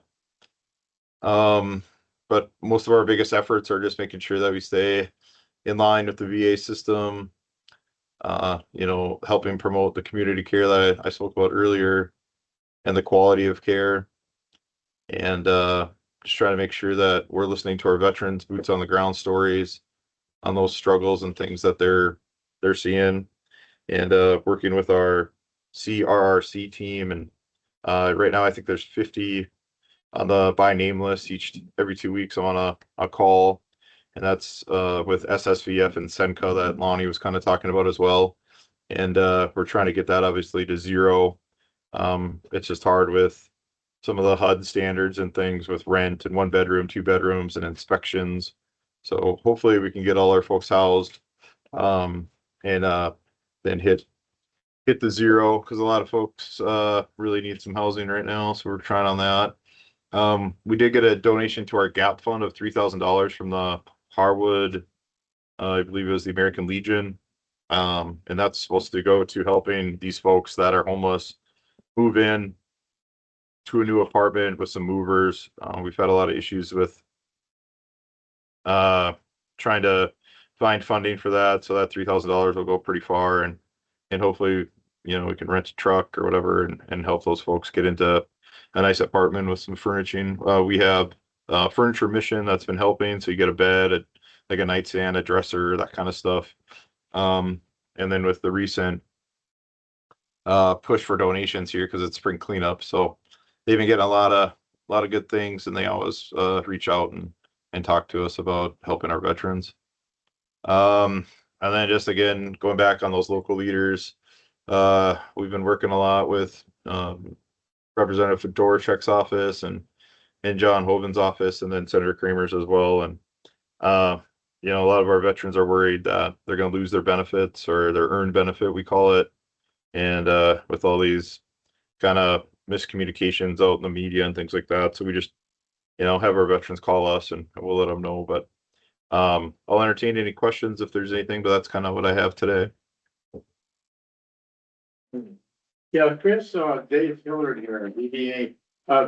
You mentioned the sharks. There seems to be a flurry of a lot of communication out there for people, primarily like a sleep apnea and that type of situation. Is that all?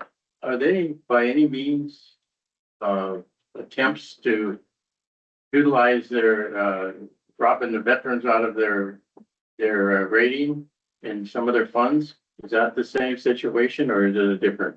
No, yep, that's the same. Yeah. So with Lonnie and I, we're gonna try to hopefully work with the governor's office and trying to get these folks out of here, because we're all accredited.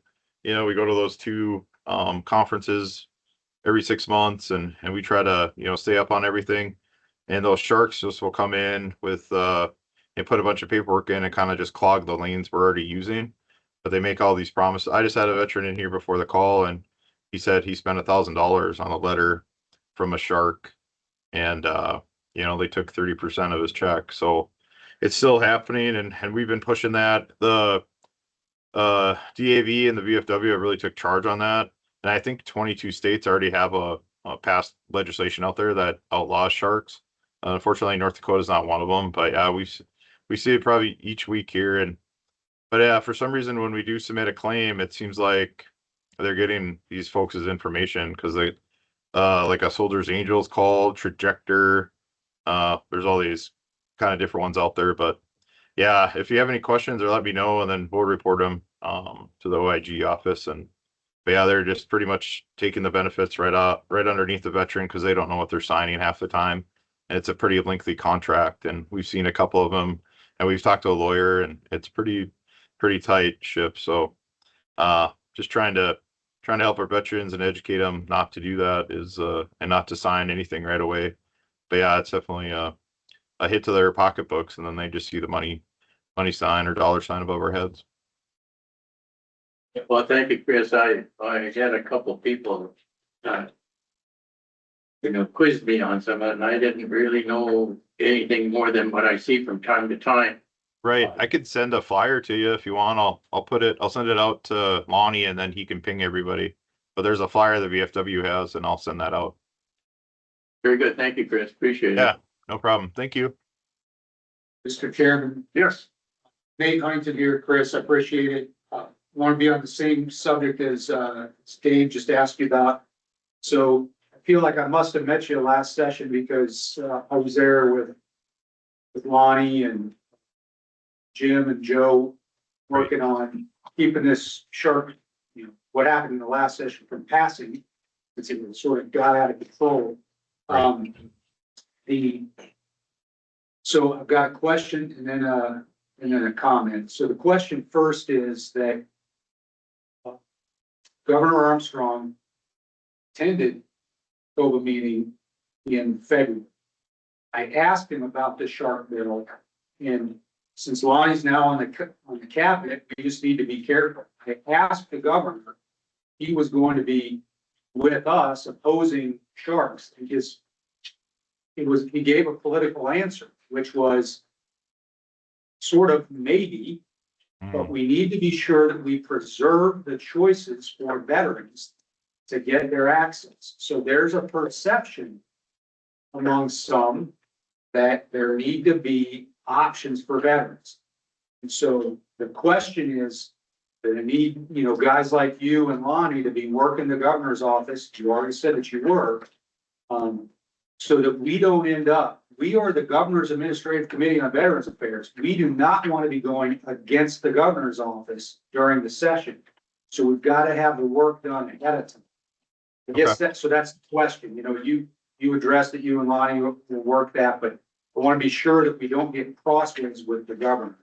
We need to be sure that he's fully on board so that we're sort of carrying his weight through the session. I definitely agree. Yeah, we'll be in lockstep with that. And then I know that he wanted to put it together because he also mentioned when I talked to one of his reps here about putting together a committee where we're not turning in bad bills that hurt our veterans. So that was another thing to kind of have another committee on that. But no, I definitely agree. And I think with the choice that one of the reps that did put that bill in, and he said he used a shark. And yeah, it's a choice, but there's also that fee part of it. And then we're free. And the choices that veterans have, you can use, the American Legion, the VFW, the state, there are choices out there. But the perception too is that, if you hire somebody, it may be easier, or they promote and they advertise, or falsely about how they can timely matter and get these things done. But no, they don't, because they still wait the whole year for the intent to file. And if you wait that long, to submit the claim, then that's a bigger retro check, thus getting their, percentage and cut out of that. So yeah, it was that fee or free that I was trying to discuss. And it's just unfortunate that some of these bills that are coming through, maybe it helped one person, but you're still paying for that service where you do have choices too on the other side, which is all free. So I'll definitely try to be more coherent and listen to what, his office or what he's putting out, Governor Armstrong, that is. And then I'll talk with Mary Christie and try to get on this committee here and try to work on bills that'll help our veterans. Cause we were there, we've heard a lot of stuff, and some of the kind of the scoffs we got, or or they saw my ugly face, they're just like, what do veterans want now? We're not asking for a lot. We signed that dotted line and we're part of that 1% that fought for our nation. And then you come in there and, they try to intimidate you and things like that. We had, people from Trajectory or from San Diego sitting right behind us when we're testifying. So, they know what they're doing, and it's unfortunate, but hopefully we can work hand in hand and have good communications with the governor's office. Okay, so then I appreciate that. I said that was going to be a question. I made it more of a statement, so I appreciate. Oh, no, you're good. Thank you, sir. And my next item for all of us, those of you who I've met with before have heard me say this, but it's incumbent on all of us to scoop up those veterans who aren't sort of in the system already and get them in the system, because that's the true way that we protect them from the sharks. So I know that you're doing that work, and just all of us, we need to, whether it's a homeless guy or my wife knows somebody, a spouse who he's got a fear of the VA, so we won't go to the VA, right? We just gotta get all those people in, because that's the truest way to keep them out of the hands of the shark. If they're already receiving benefits that they deserve for their service, then the sharks have no bait to put out in front of them. So appreciate your work, and thanks a lot. Yeah, no problem. Thank you, sir. We'll be in touch here.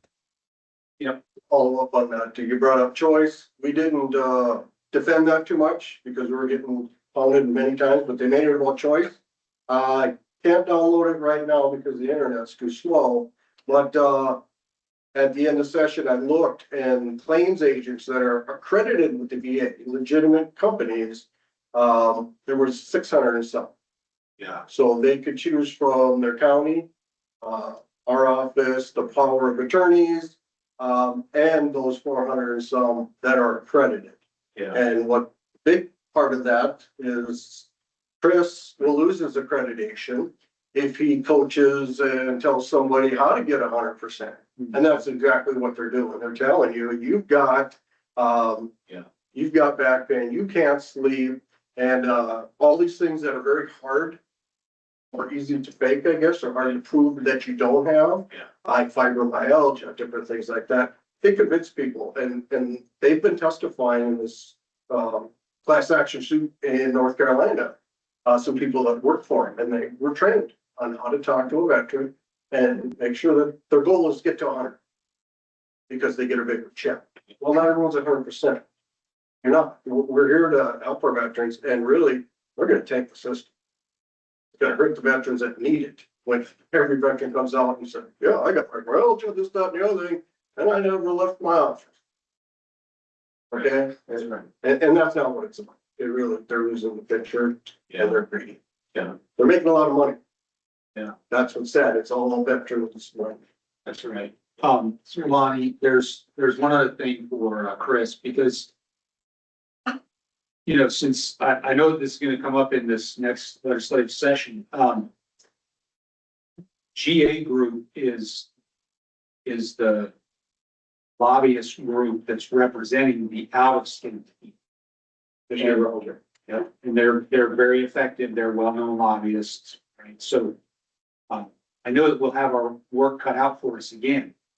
Because the way it got away from us last session was, it was in the behind the scenes, outside the committee, that the wording got changed.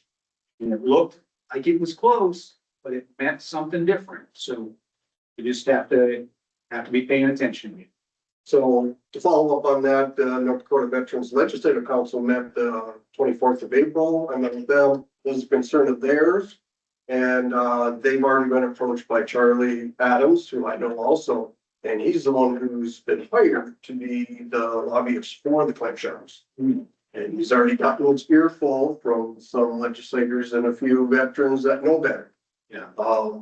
But he's paid past the bill. So I don't want to share too much with him on what our defense is. We want them to come with the same story because we can beat that up. Yeah.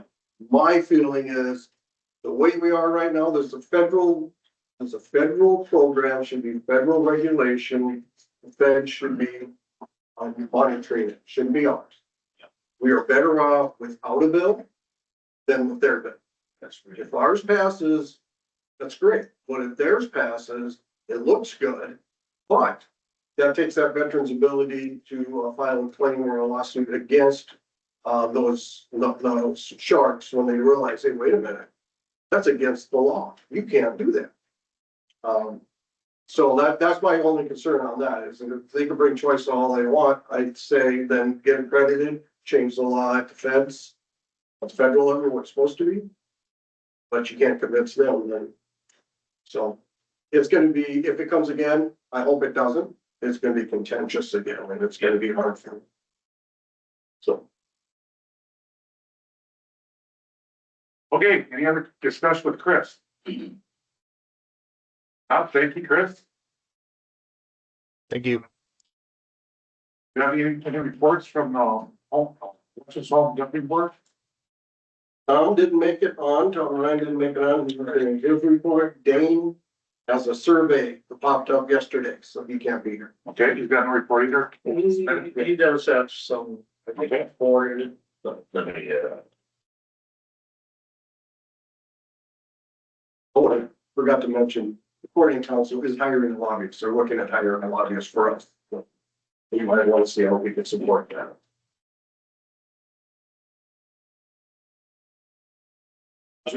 Member from our legislative committee at that one?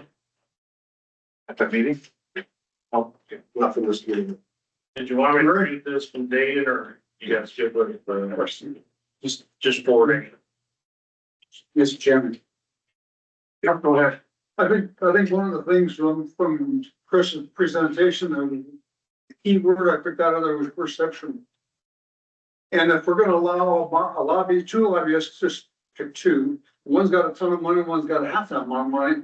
Why should the lobbyists put the most amount of money when their bill or get their action passed? It's only gonna hurt the veteran, because we're gonna be on the downside of everything.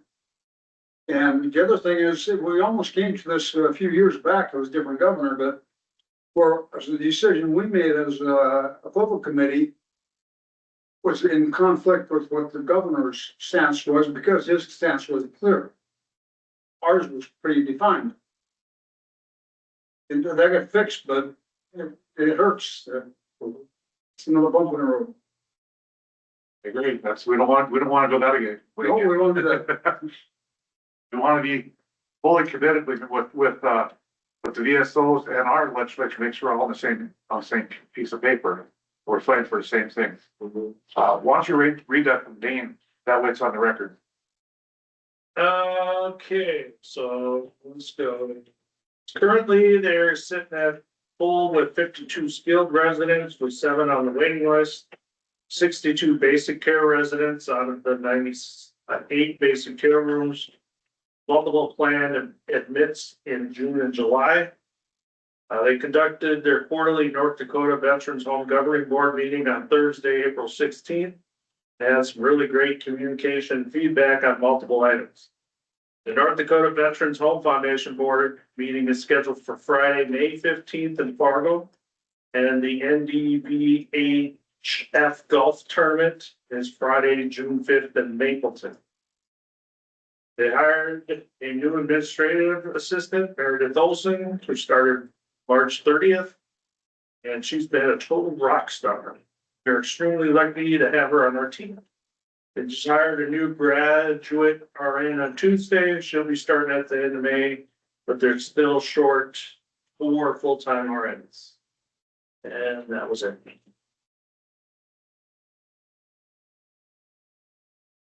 They're improving. Weather's getting a little better. Yeah. Okay. Any correspondence from the governor's office? No, just that, Al Dorman has retired again. Hopefully he's gonna enjoy some retirement time. And, I've got this Beth Simic, who's gonna be our contact. And, they have nothing to report. She just took over and she will not be available today. But hopefully in the future.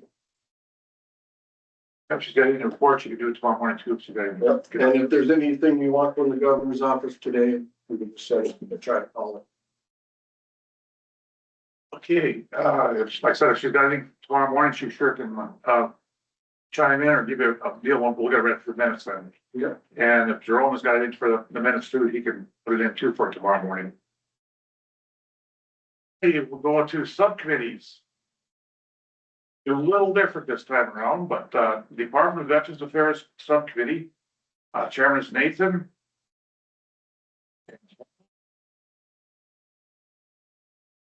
Cynthia is going to be online if you can make it, and Rick. So that subcommittee is pretty much together. Where's Todd filling that? Subcommittee was he on? Todd? Yeah. Yeah. She's on the back of your book. Fine. Your binder, I mean. Look at it. Yeah, look at this part. I might. This should be right, though. Okay, that's right. Okay. We got that one to the Department of Veterans Affairs to take care of. Okay, now we're to combine post-war trust fund and legislative committee. And what we're gonna do, one post-war trust fund appeals will have their meeting or vice versa, no matter which one. And at the time, just for instance, I'll just use Tom Newton and Brian's chairman. He's not here right now. He's supposed to be calling in, but I don't see him up here yet. So I texted when he was driving at the time, so he couldn't start up yet. But anyway, we'll have Tom be the legislative committee, and The rest there, you'll pull off of the post-war trust, and we'll substitute Dave Willard for Jacob. And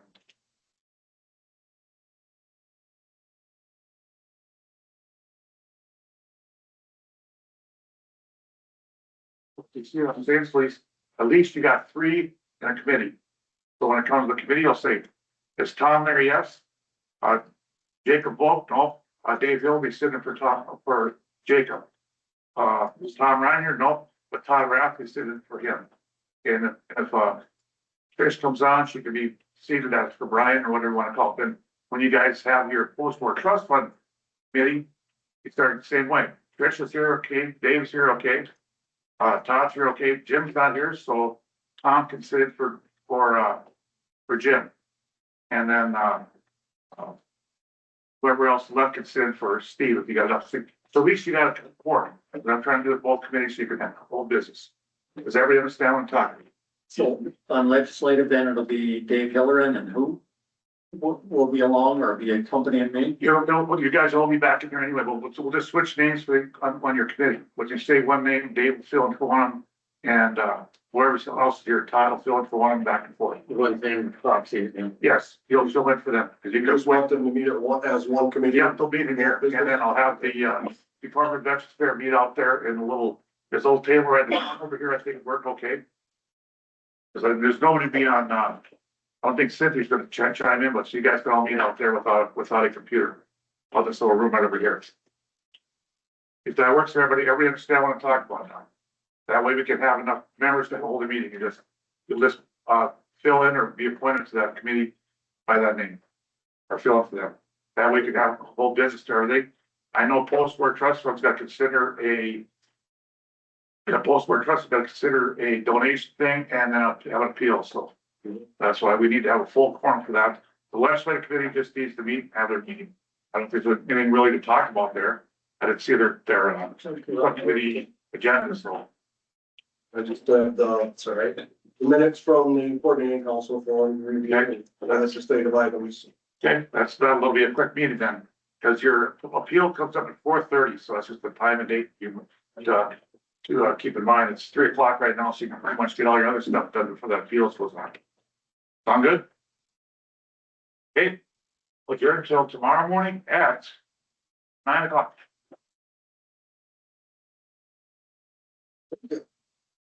Trust fund and the legislature still staying here. Bill Best. Yo.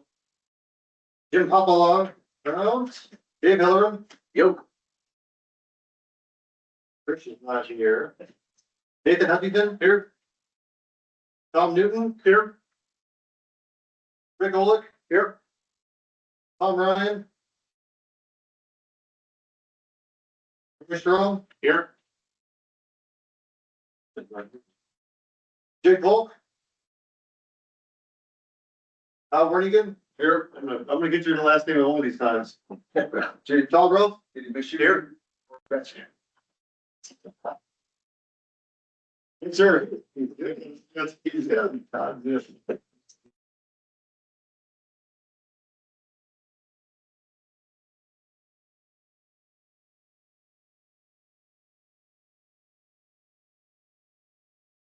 Okay, except we still have forms to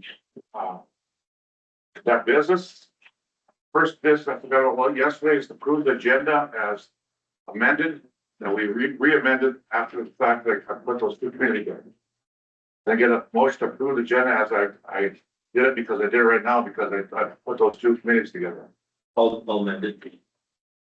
So I made the motion to set the minute agenda. There's a second. Dave seconded. Discussions? Not all in favor, say aye. Aye. Opposed, same sign.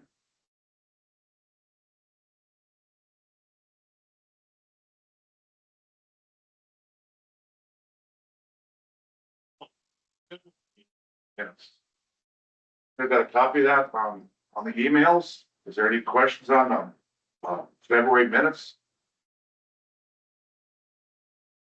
I'll move to accept. Okay, February, Rick made the motion to accept the minutes. Second. Seconded by Nathan. Any other discussion? Not all those in favor say aye. Aye. Opposed, same sign.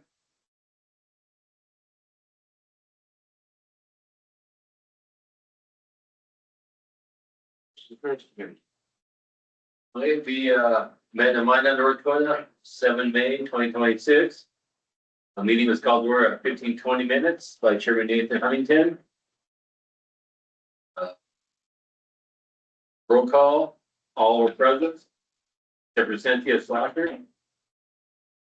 We had two guests, Jonathan Ross and Lonnie Wagner. Sorry, Lonnie. And motion to move agenda by Rick, second by Nathan. Discussion agenda, no. Motion passed. Minutes of last meeting read.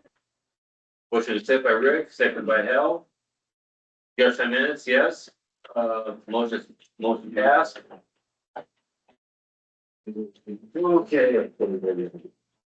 Then we discussed possibly additions and changes. A lot of item number 4. 4A impact policy 640.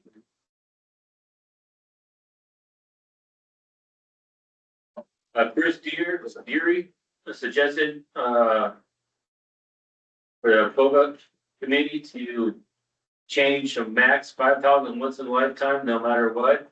And we'd like to change it to 7,000 max and modify from once in a lifetime to 7,000 lifetime and cumulative total.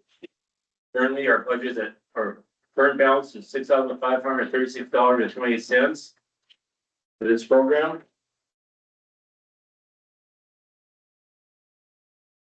Motion to change by Rick, second by Hal. Passed until full committee votes on this policy change. So I'll continue at 6. So policy 640A. The subcommittee recommendation of changes. Item on number 3 on 640. Let's go with number 2. Item number 2. We're going to 5,000 application per calendar year. Item number 3. Put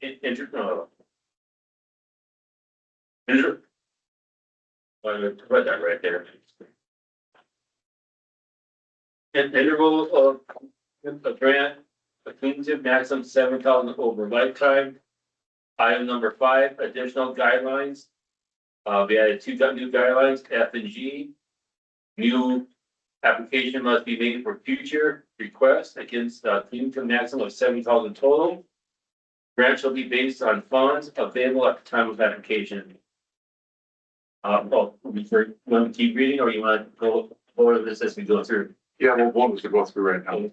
Right now, Nathan Huntington.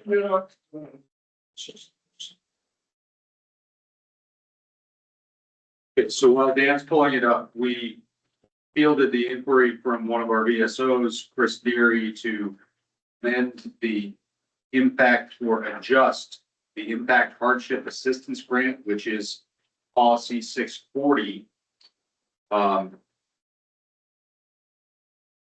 So due to Lonnie's work, what I've got here is in a way for me to show it to you.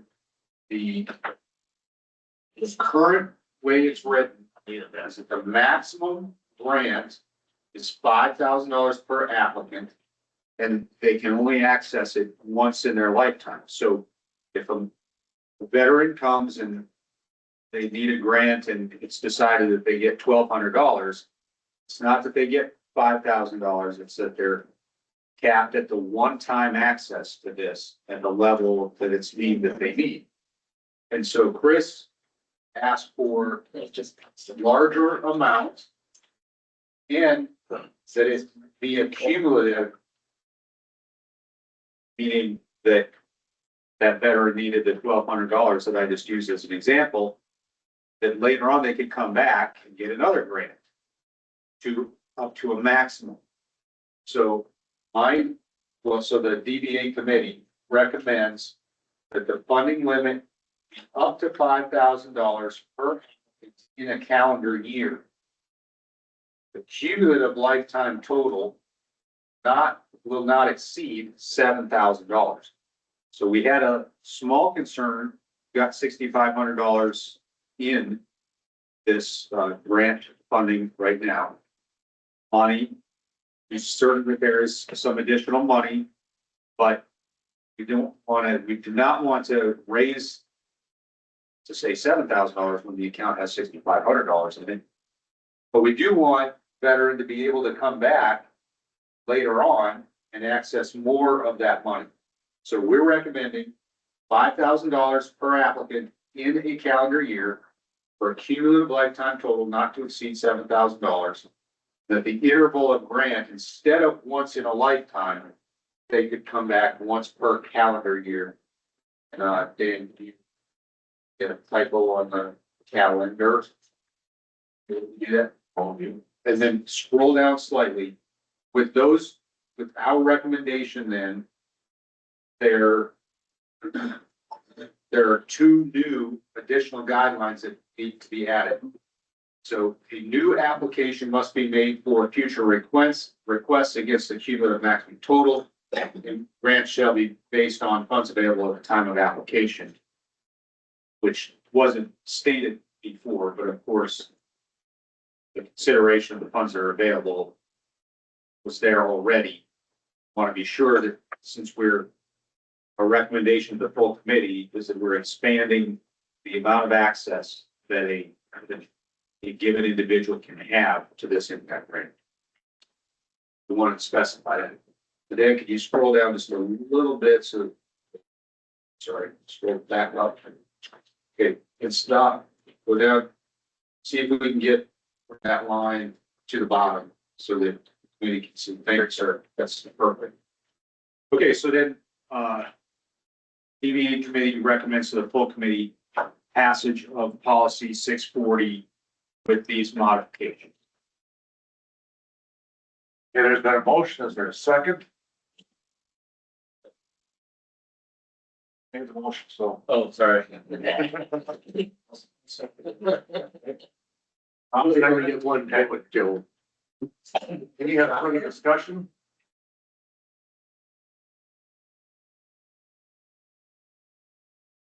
Hearing none, all in favor say aye. Aye. Opposed, same sign.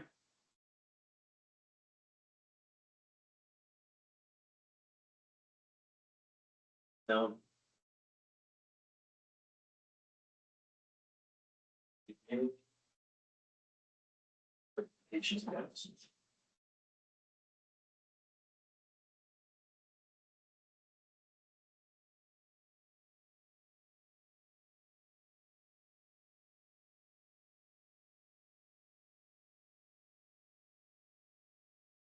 Okay, continuing on. Item 4, subsection B, loan policy 204. Loan, there's a request to change loan amount based on credit score. Subcommittee found no changes to be made at this time. First approved by Rick Bullock and second by Hal. Item number 5, review of NDDVA budget. 2025-2027 legislative budget. And currently we are at 58% of budget left remaining. Refer to Dan. If there's any committee members have any questions on that. There's no other business. We adjourn the meeting at 16:50. First by Rick, second by Joe. Meeting adjourned.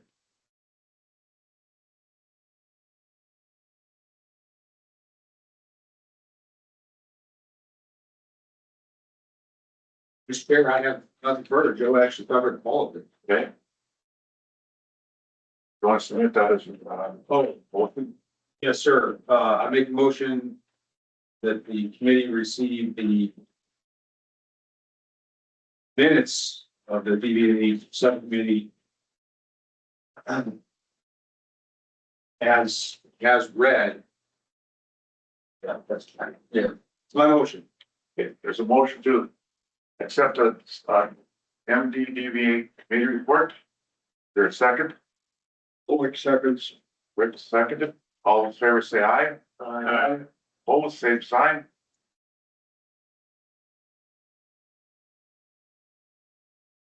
Legislative and strategic planning.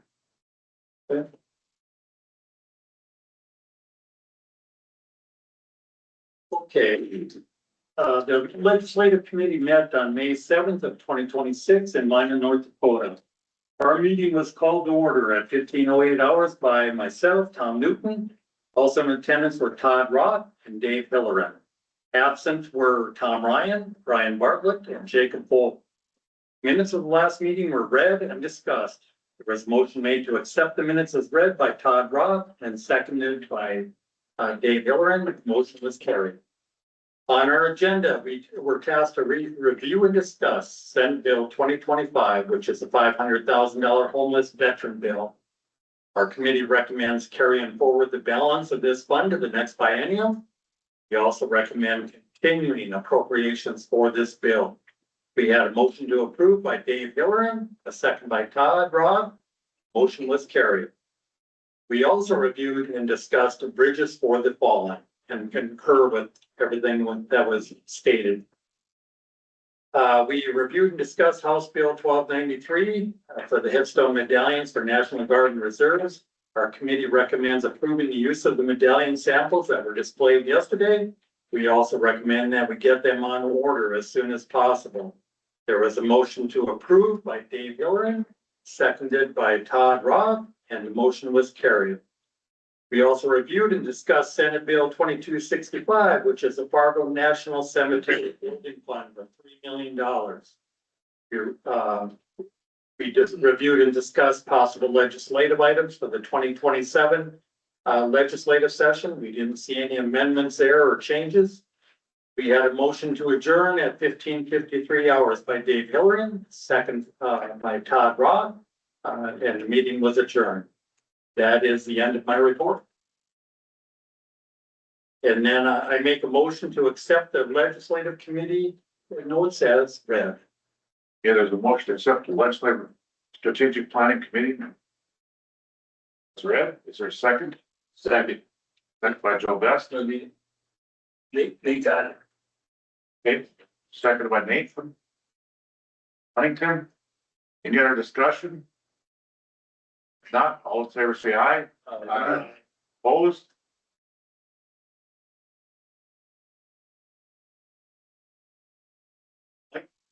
Presentation is here, Lonnie, is, do we have a card that says where they can order them from? According to They're gonna go through the you. Attorney General's office in Dorman, and we went through that to see how we can do this. So the law intends that we provide that. Doesn't say that we sell it. So we don't have the funds to order that first stash. No, I'm saying, okay, I just said like that, us as the address or the steel wants to go to this company and buy them. Oh, okay. Straight to them, it's like, if you put a card on there, it says the address, I take a picture, I can take it back with me that way. I believe we could probably put that on our website for. That might work too, Because I can send you some.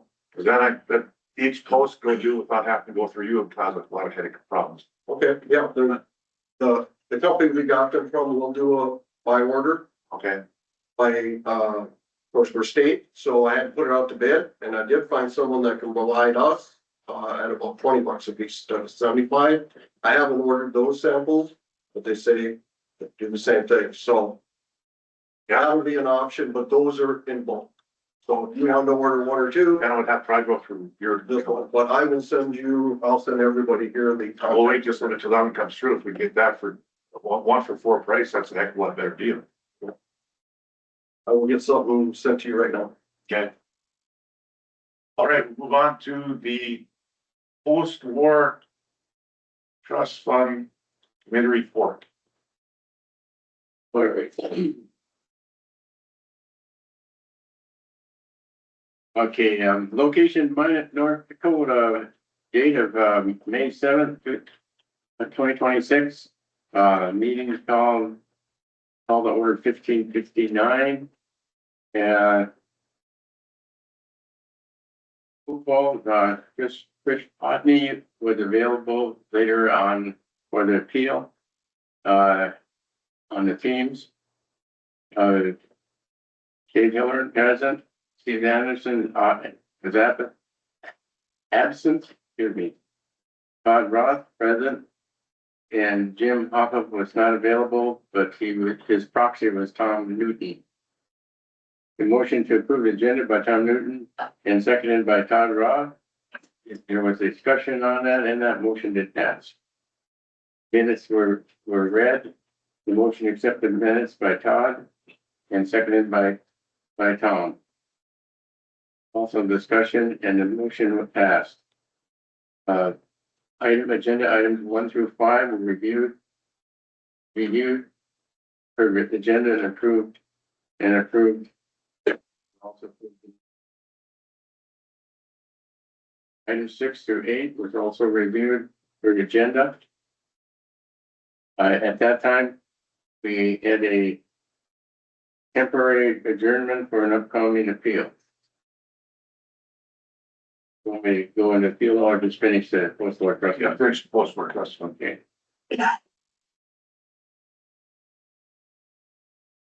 Discussion. The DAV Ballers volunteer drivers request. They were talking, they used a good portion of the $10,000 that was set up for the biennium, the stipend extension. The stipend extension was discussed.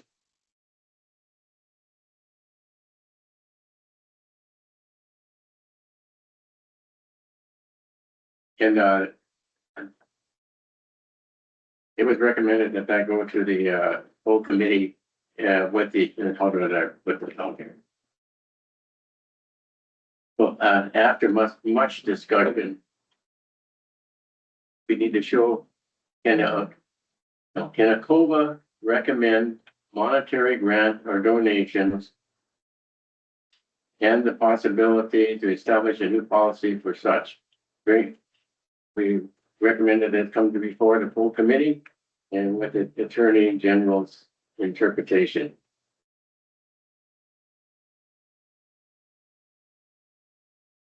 A motion was made by Dave to adjourn. Todd seconded and adjournment carried at 18:03. I'll make a motion to accept those minutes. Yeah, I'll make a motion to the full committee that these minutes be accepted. Okay, there's a motion to accept the post-work trust fund minutes. I'll accept it. Joe seconded. Any other discussion? Not, all in favor say aye. Aye. Opposed, same sign.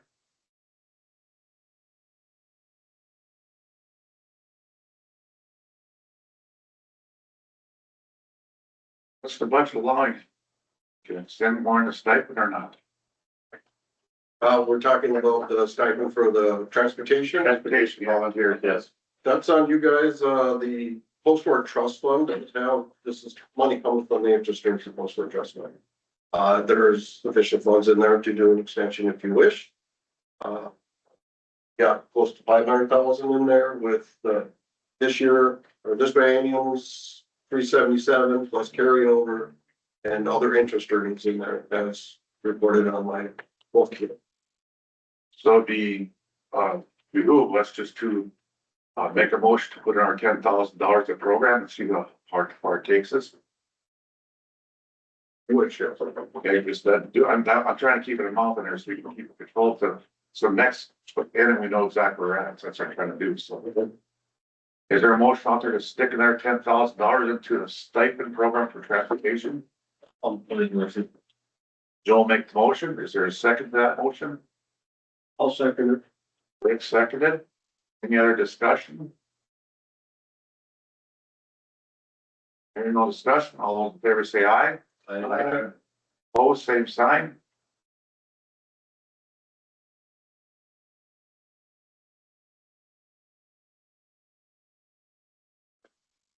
That's the stipend, the discussion on Henry Cunningham. And how we utilize that. Yeah. I think we need some discussion from the full committee and whatever the input was that Lonnie, I understand you talked to the Attorney General for that. For the Ellison, yes, talked to Assistant Attorney General Openshaw this morning.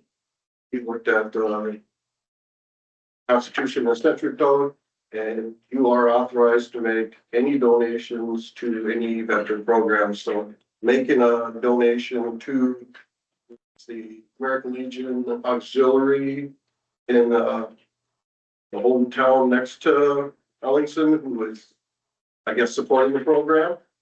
It is absolutely within your purview. The policies needed, no anything. He didn't feel that writing or making any contributions or payments to an individual would be appropriate, but to a better organization, you can be. That's individual or family or anything, just that organization is where you felt that we should go with that. Yes, that you are allowed to do at any time. So I'd like to add some, Trish is not on. Okay. Of course, someday your subcommittee knows the discussion that was held yesterday, so overnight, Trish did some typing, and then this morning I did some typing, and the DBA committee, based on the interaction with Mr. Openshaw, is not bringing a new policy to the full committee. To add to what Lonnie just said, Mr. Openshaw's focus was on the words of the Century Code, programs of benefit and service to veterans. So his thought is that the committee has wide discretion to support a program. So discussion then to the committee is what amount of support will be given to the program. We can tell the American Legion or the American Legion Auxiliary that we are granting, not donating, right, Lonnie? Correct. And anything not donating for a purpose, but then their organization has discretion to use the funds that we contribute. Obviously, we think that they'll use them for this purpose, but so his point is that we have the discretion already to contribute. So Trish's additional concerns for you all, for the group, are, okay, if we do that with our discretion, then what stops other people from coming to us for other things? She used the word slippery slope. Now we've opened a can of worms that you will grant to such things. So what basis do we give ourselves to reject different requests in the future? That she'd like to give Lonnie's office a shield if we can. But I informed her that the VA subcommittee would not be bringing the policy, and so she understands it. So I think those are the additional points from me as the subcommittee chair, and Trish, since she's not on.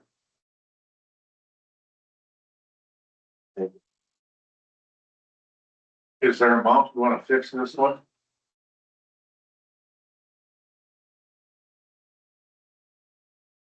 Well, okay, so Mr. Chair, since you asked that question as a member of the full committee, then I offer that, since I sat in for part of the post-war trust fund group's discussion last night, one of the things that was requested in the handout is that, I guess it's the auxiliary is requesting that people who attend give a donation of $15 for a meal. So at the time, yesterday evening, I was thinking that we could support veterans, living veterans who would attend and their dependents by supporting the per meals.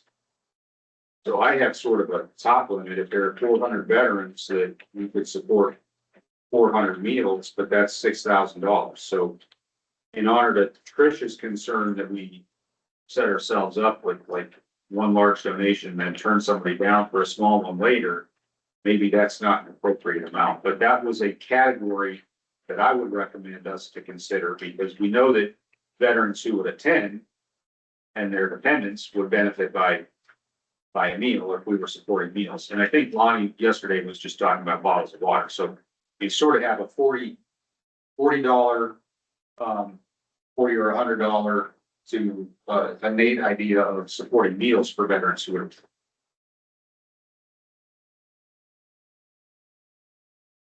Question? We're here for it. I have one question, Sharon. Are we setting a precedent, sir? In other words, are we gonna be on the hook forever? Whoever makes the request? No, this is case by case basis.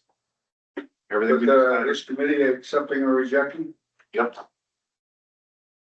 But Al, you're right, that's Trish's concern is that we would be setting a precedent. Yeah, but if you don't set a policy up where the guidelines are strict or whatever you want to call it, stringent, then you can still have it case by case. There's nothing wrong with that, right? So to that point, yesterday, I asked Dan how many veterans are still missing that are associated to the state of North Dakota, and Dan correct me, I think the number was 400. Yeah, 477. 470. According to our. So I think there's validity to the concern that if we created a blanket policy and if those were to come back to the state, we then would be on the hook. But because we're going to do this on a case by case basis, it allows us to look at $30 to a max of, it is talking about neighborhood of 6,000. I think part of the discussion is, do we want to participate for a veteran coming back to the state? And if so, what would that funding look like if we chose to participate? As we were talking about it last night, just off that, it's like, you gotta do something, otherwise we're gonna look dirty. Not good. You gotta keep our name out there that we support these programs. I don't remember anybody else coming back. The list that wasn't published in the last 15 years I've been here. Somebody else has done this. I don't remember anybody coming back, so. I've got quite a few, contacts of, hey, here's a news clip. They just buried, what's his face, who returned from Oklahoma. And we never knew about it. The family just said, we'll do it ourselves. And then we were talking buyers, I think, coming back from Vietnam, which we were invited to the disembarking from the plane, little ceremony there. Dignified transfer, and that was it. So it depends on the family. So this is the first time we've been told, hey, this is like 4 months ago we heard of this. This is new. So I kind of had the same feeling. This is the only time I remember this being blown up this big. To get this much publicity, I'm gonna bring somebody home.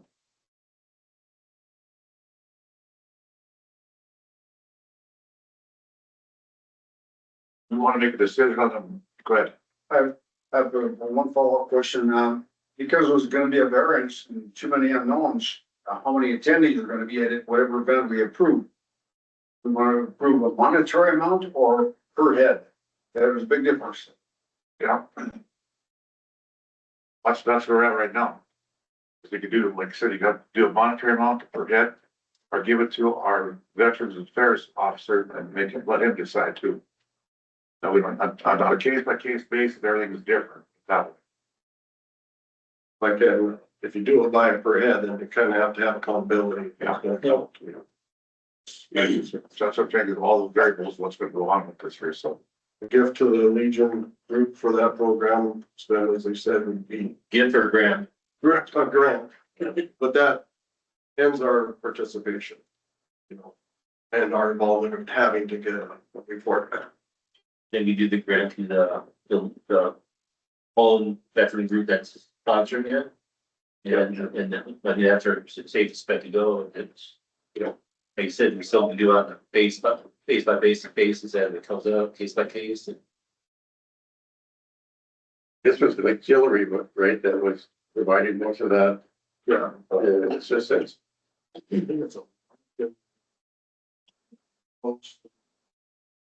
Some come up with some kind of lump sum, not with seed or something. How much do you think we should give them, guys? Is there, anyone have the money? I mean, Nate has a pretty big number there. You wanna go for that 6,000 to cover expenses for them, or you wanna go half of that and just 2,000. 2,000, 3,000? I was thinking in the neighborhood $2,500, or it's like cooking. I think it would be well received if they put that amount out there, kind of the future one, you've got kind of a guideline. Based on how big it is or whatever else, and that doesn't take care of anything, but I think they're gonna be very successful in raising funds once this gets out or whatever else. I mean, it's, Fordville Sons of the American Legion. That's just kind of close to a dollar. Yeah, which is a ton. If we do a monitoring cap, like I said, who wants to make the motion? I'll make the motion to, donate $2,500. The homecoming for Ruben Ellison. Okay, there's a $2,500 motion. Is there a second? I got it. Dave made the second, Todd made the third. You can be. No, you got it. I'm too close. We take first here too. Mr. Chairman, is there discussion? Yes, there is. Please amend the motion to state grant rather than donate. Okay. Like. That's the $2,500 grant to, Fordville Sons of Auxiliary, correct? Like that. Sons of the Legion. Of Sons of the Legion, okay? That's what the motion on the floor. Any more discussion? All in favor, say aye. Aye. Opposed, same sign.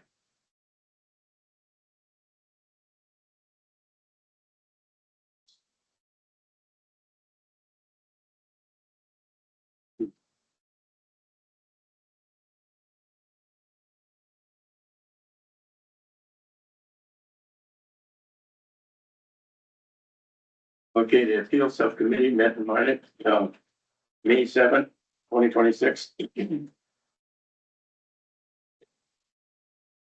Meeting was called to order at 16:01 by interim chair Dave Hilleran. And as we were anticipating, Chairman Chris Hodney to join the team was at board at 16:30. Chris being present via the teams, Dave Hiller present, Steve Henderson absent, Tom Newton was present, representing Jim Popala, who was absent. Todd Roth was also present. The motion to approve the agenda by Todd and the second by Tom. There was a discussion on that, which in the motion passed. Minutes of the last meeting were read. Motion to accept the minutes by Todd, second by Tom. With discussion and the motion passed. It said committee will conduct appeal for loan denial by commissioner for credit score. Credit score policy needs a score, indicates we need a score of 560 or 580, excuse me. The appellant score of 570 and credit history of non-payment. Hill was held at 1638, but the appellant and Trish was on teams for the veterans of Bismarck. The motion was made to uphold the denial of the commissioner. Todd seconded. All were in favor. Appeal adjourned by motion by Todd and second by Tom. Carried. Did I have more time on it?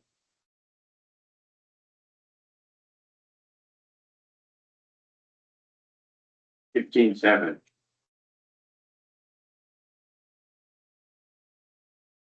And you want to submit that? Yep. Approval? Okay. And I will submit the minutes of the appeal subcommittee for approval to the full committee in the form of a motion.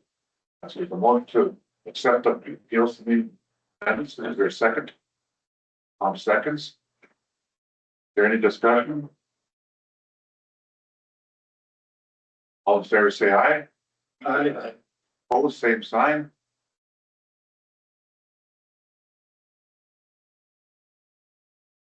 DAB committees already? Yes, When you discussed the travel, did we discuss the DAB stipend at all? I'm sorry, I was typing. No, we did not. Because I just want to make sure that I have my direction going. I'm not really sure on the exact amount, but it seems to me it was definitely $40 or less that the DAB was paying.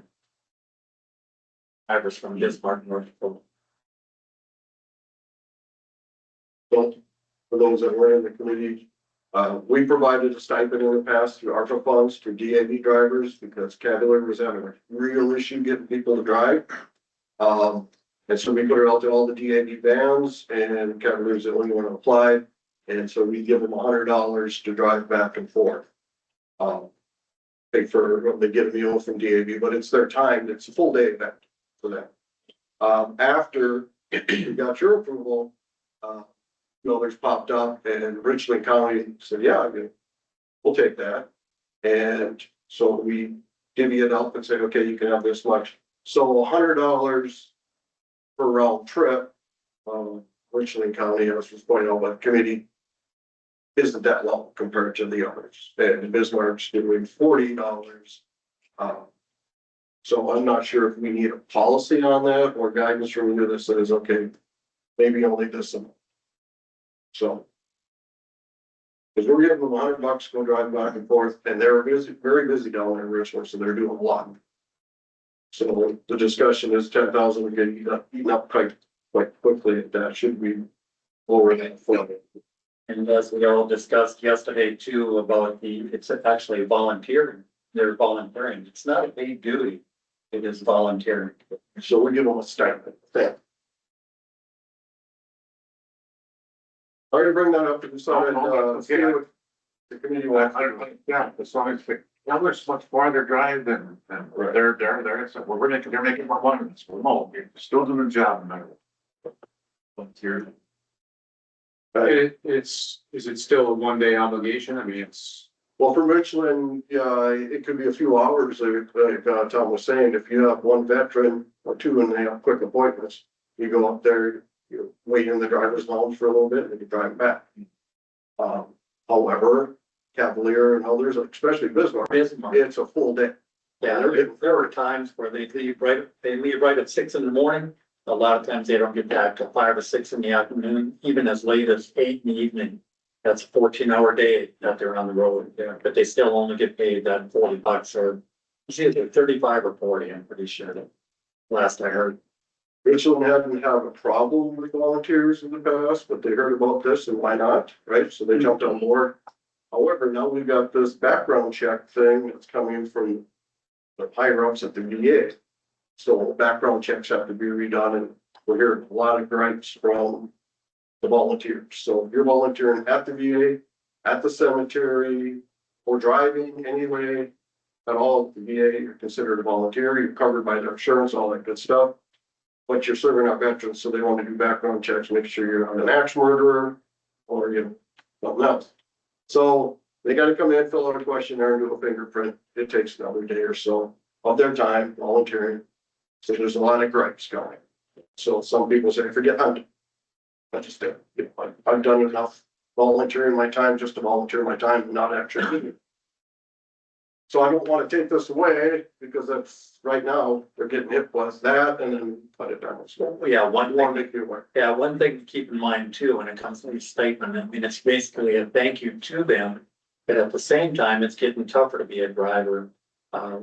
Recently, there's been cuts because of what those drivers are service connected for. I know two personally, that were long-term, very dependable drivers, that they actually were service connected for sleep apnea, so they're no longer drivers, and they've been doing it for 10 or more years. Very dependable, but now it's getting harder and harder to find drivers because they are looking into what they are service connected for. What kills me is Minot hasn't moved their DAV van in about 3 years. Because it started with COVID. Yeah. And then background, well, there was something else after COVID too, and so the drivers have to have their physical in Fargo, not at the CBUN. So to get a driver, you have to drive them all the way down there, do this whole day training and physical, come back, and you have to have the COVID vaccination, and so all volunteers said forget it. Now they're not having any luck recruiting again, so we thought this would happen because it's a great efficient program. So feedback on it, VA is pretty much shooting themselves in the foot right now on volunteers. Because even the hospital volunteers have to do all this background check. I think at our post, we had 8 volunteers that stopped going up there because of this. And Fargo VA is doing a really good job trying to push that back. It's like, fine, we're gonna work with you, don't leave us. But at some point, their attorneys are gonna come down and say, these are gone. Yeah. They can't volunteer. We don't. Yeah, it scares me, because I'm sure we're gonna lose the Minot bands pretty soon. I can't believe our directors, they did it back then. If it didn't move for 6 months, he sent me a letter saying, if this band isn't moving soon, we need to take it out of the system. And these have been sitting for a long time, so it's a good resource to have, but it's gonna be. I think we got the funds right now. Go ahead, Rick. I'm just gonna add to that, I was at a VAS committee meeting, the AMVets and everybody that volunteers up there, and the deputy for the AMVets, and we've only got 18% of the volunteers that are on this background check. So right now, and they're supposed to be completed by the end of this month. So he said, we might get to 20%, he said, so if they enforce this thing, he said, they're losing 80% of our volunteers. But it's not because it's, you know, you, like you said, you go in and get your fingerprint and all that, and Steve Sanders explained it. He said, reason we're giving us force is, you know, when you came on board, I was fingerprinted, I'm a volunteer and all that kind of stuff. But that was back in 1992 when I started volunteering. Well, he said you could have committed a felony between 92 and now, and therefore that's the reason, because of all the security that NAF was putting out, and therefore you'd be disqualified. So that's the number one thing, but the VA has not, he said the VA has not added extra staff to complete all this background check and the other systems. So he said they've got 10,000, 20,000 things that they've got to look through, and they've got no staff to do it. So he said, I don't know when the background check is going to be totally complete. You get your fingerprint and all that kind of stuff, and it's not complete until they send you this letter. There's a real mess to be able to. It's across the whole VA. Like, when I took this position, all I do is, Chris's SAA budget. That's federal fund. I had to go through the same thing. Fingerprints, background check, whatever, and I couldn't admin reimbursement from that until all that had cleared. So I was working for free for the expense for like 2 months, but on the other hand, I talking to Tom a little bit. The stipend, I think, works. I think it's a good thing. I don't think $100 a trip is fair, maybe $50. The whole program is opened up to everybody, so like even the Burley County van could partake in that if they wanted to pay their drivers a little bit more. But I think capping it at 50 would be fair across the board. That's just from my experience with working with the program. Obviously you guys get to decide what it should be, but. We had tried to replicate what Burley did and asked up in Cavalier if they could do some fundraising. Our idea was, let's give them a stipend. You guys have time to ask your locals for some funds. They got some, but they cover like 3 different counties, Grand Forks and everything. So there was a big, well, if it's not our county venture, why should we pay? And so it got to be an issue. So we just paid the stipend, but the idea is if you could do something like Burley, we're not trying to replace that $40. We're just trying to keep others up and running. So the discussion on the quantity of money is pretty interesting to me. You know, the federal per diem rate for meals is $55, most places in the United States of America. So I don't think a day-long stipend for a driver should be less than that. That's crazy. Well, they do get meal. They do get a free meal. Oh, they get a meal in addition. At the Fargo VA, that's good. They get a little slip from the DAV that they take down to the mess hall, and You know, so maybe $100 is it's a little bit much, but if the driver's 10 hours, that's $10 an hour. I know it's not pay, I know it's a stipend. Nobody in this room is working for $10 an hour. Even you retirees, probably your retired pay is probably more than that. You know, so I mean, we do have to be in the modern era. Considerations for inflation and all. Chair, I'd like to bring this up just as a, with gaming laws or whatever else, I mean, honor guard, your max that you can give is a $50 per day stipend. So if I go out to the National Cemetery and I do a service at 10, I do another at 11, I go back and do one at 2 o'clock. Max I can get is $50 a day from gaming up there. We don't give W, the AMVets or whatever else. We give a stipend to our people that do the honor guards for that amount of time, but the statement has got a cap at $50. That's why you got the, military funeral honors stipend approved. Now that was funded by legislation, but you don't, yeah, $50 per service. For service for all, Yeah. everybody. Yeah, so that's why we're trying to get more people on. I mean, we've only spent $8,000 on it. But on that, since you already get a stipend, you wouldn't get. You wouldn't get it. For us. So if you didn't have that gaming funding, it could help you out. That's for the whole team, not per person. Correct. That's why we haven't been submitting any because we get a stipend from working. That's the same as us. We pay our own pay. You just say, maybe drop that one. On us. You get more money. And they wouldn't get more money. $50 per guardman, so like we send seven people on a service, we pay, MS gives them $20 for each one. But we can't give them more than $50 in a day. Our money and you can.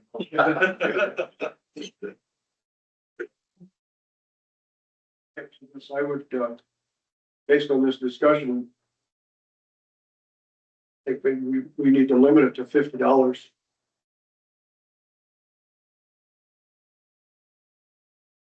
I'll make that a motion just to, if they move.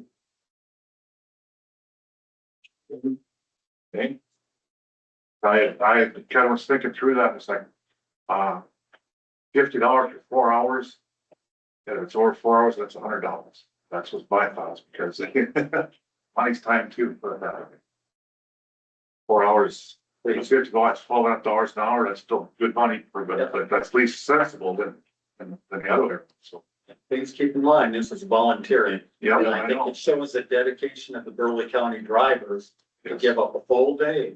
Yeah, that's what that, I think we're half full right now. We're better off keeping the stipend full up there just to keep our drivers going on, get a little something going. Or cut it in half, like I said, just to help them out for the program. So that's all discussion. So at this time, there's a motion for $50 on the floor. Is there a second to that motion? I'll second it. I'm seconded to change from 100 down to $50 per trip for this program because the money's going up faster than we thought it was. Any other discussion? But I have a question. If we decrease that from $100 to $50, is that gonna affect our number of volunteers? Don't know. They didn't have a problem before, but this, we will find out probably by your next meeting. we're trying to fill this program out. It's brand new, so if the money went too fast, there's something happening. Besides the money, it's very important to have a driver. And I don't think Richland County had a problem maintaining drivers. Cause we went through the whole ARPA, was that 4 years of funds that they never even asked for. So they hadn't been paying their drivers during that 4-year period, even though we were paying Cavalier County. So this is new for them. It just started for them. I think if we tell them, hey, equitable distribution of funds, I think $50 a trip is fair. I don't think they're gonna drop drivers. That's the only reason why we went through, burn through the money too fast. Yeah. That's the reason why we're not cutting back. we're at too much money, so. Yeah. Any other discussion? Not all in favor, say aye. Aye. Opposed, same sign.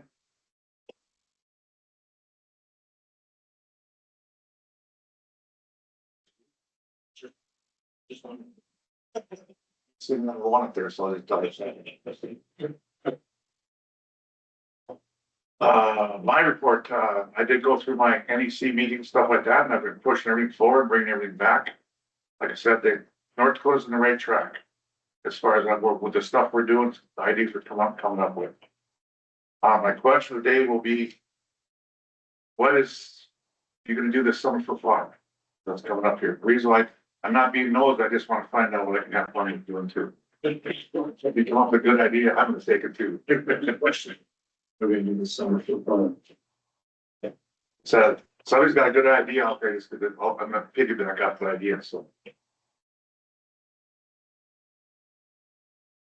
COVID 2026 appointments. You're getting back on those? Okay, so for the ACOVA appointments, I've had nominations come in from American Legion and AMVET. I think I got 3 more covered, but I know we are needing VFW. I just talked to yeah, just got an email back.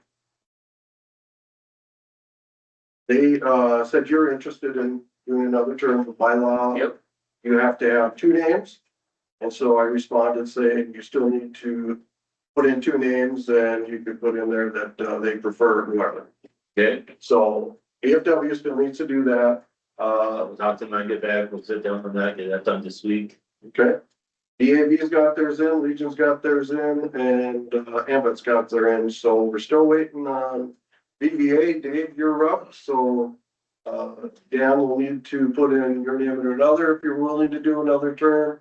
And the same thing, just to this, you can send it to me and or this. So Dan, he's gonna have to put some life insurance on me. So we have 3 organizations. $50 covered? Yeah, I know, for our discussion, well, yeah, another, somebody in central North Dakota. Northern part, maybe on this area, if we can find it, so I am still searching that. And I'll be in touch with Dan and get some ideas. I think we'll go through our DVA membership roster. He's 3 brothers here from Minot area here. They're active in all that stuff there. I'm wondering how to contact somebody that will get in touch with them and ask one of them. I believe there's 1 Minot nominee from the DAV, and the other one's from Valley City. American Legion has West Fargo. We have enough Fargo area, and all way west, Hartford City area. And then the other one was Bismarck again in Valley City.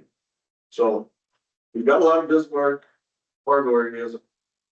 Please let your organizations know we don't want to be geographically diverse here, so it would be nice to get someone from my area.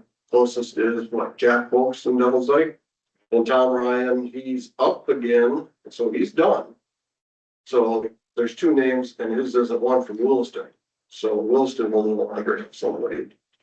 I can talk to guys that the might not be a heavy post and see what they can. come up with. But that means they would replace you, so just see. If someone's coming off, make sure that you try to keep it geographic, that we don't want to be top heavy. I like to hear These nominations, when do you have to have these damn names sent into the governor's office? by law, June 20th. Historically, we get our appointments done. They're supposed to be done by July. We usually get them in September. This governor last year had the appointments done before June 20th because everybody had their say. I think they're wanting to do that again. So the sooner we get them in, the sooner you know. Which is why your ACOVA meetings normally aren't in August, they're in September to give that time. Sooner the better.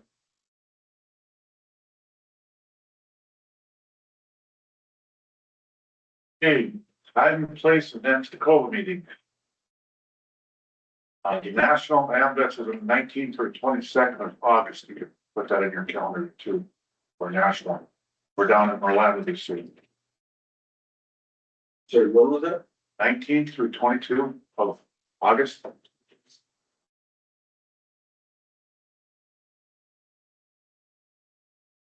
Sounds stupid. We cut our national convention back by 2 days instead of save $40,000 during national budget. Well, it sounds stupid that we're trying to find the same way, trying to figure out how to save money. And that was one of them.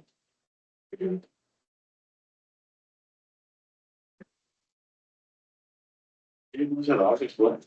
Mine is August 19th through the 22nd. See how that's down in Orlando.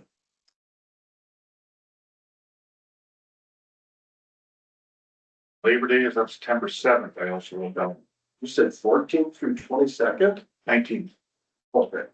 So, holy cow, it's a lot. No. It's like Wednesday through Saturday.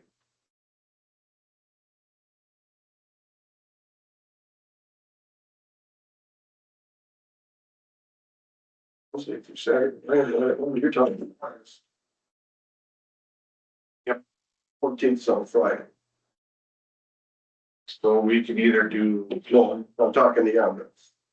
19th through the 22nd. 19th. Okay, yeah, I was wrong. Sorry.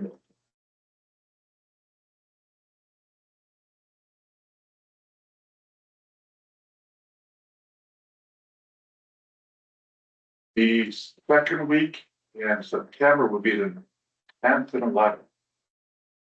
September.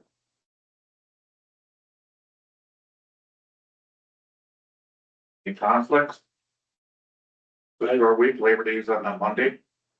I've got a work obligation on the 10th and the 11th. I prefer the third week of September. 17th and 18th, okay?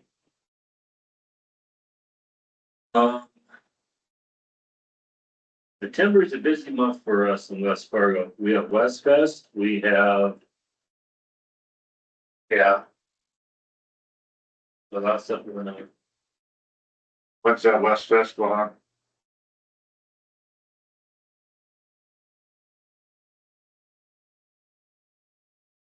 Maybe. But find that.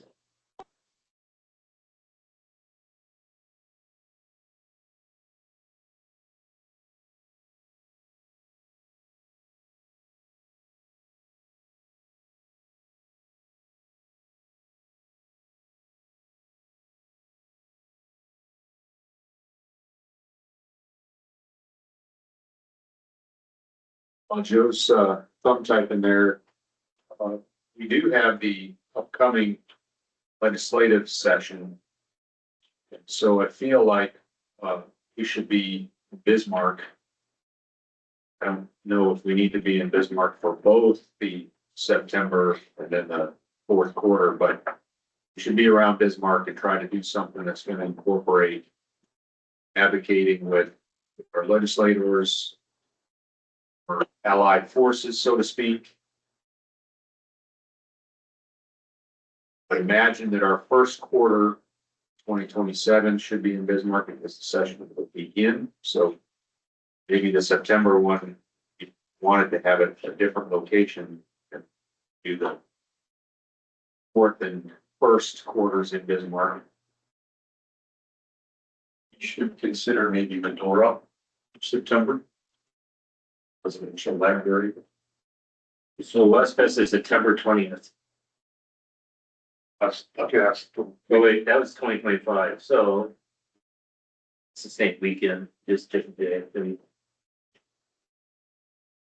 that's Saturday? Yeah, Okay, so we wouldn't be affected by that Saturday. so it'd probably be September 19th. That's a Saturday this year. Yeah, so we're 17th, 18th is Friday, Thursday, Friday, is that right? Yeah, we're heading.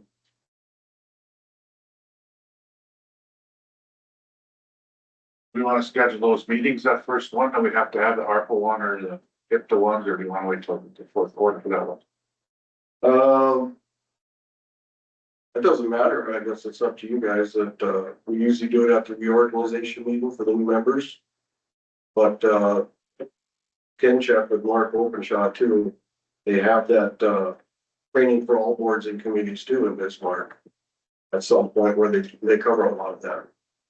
But do you wanna take that time out of your meeting time to spend that? No, not necessarily. So they will still do it at your request. Either one.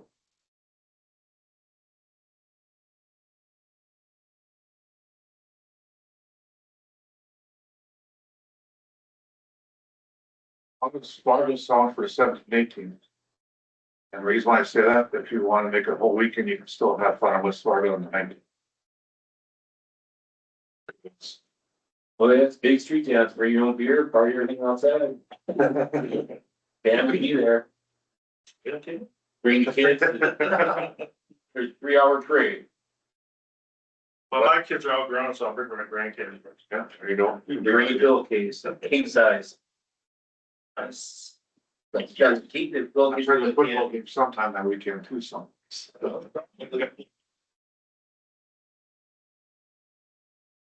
That sound okay, Fargo, the 17th and 18th?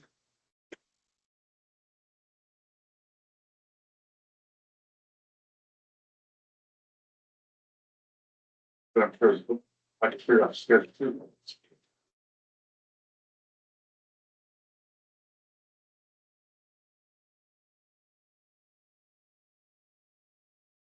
The National Guard base up in Florida.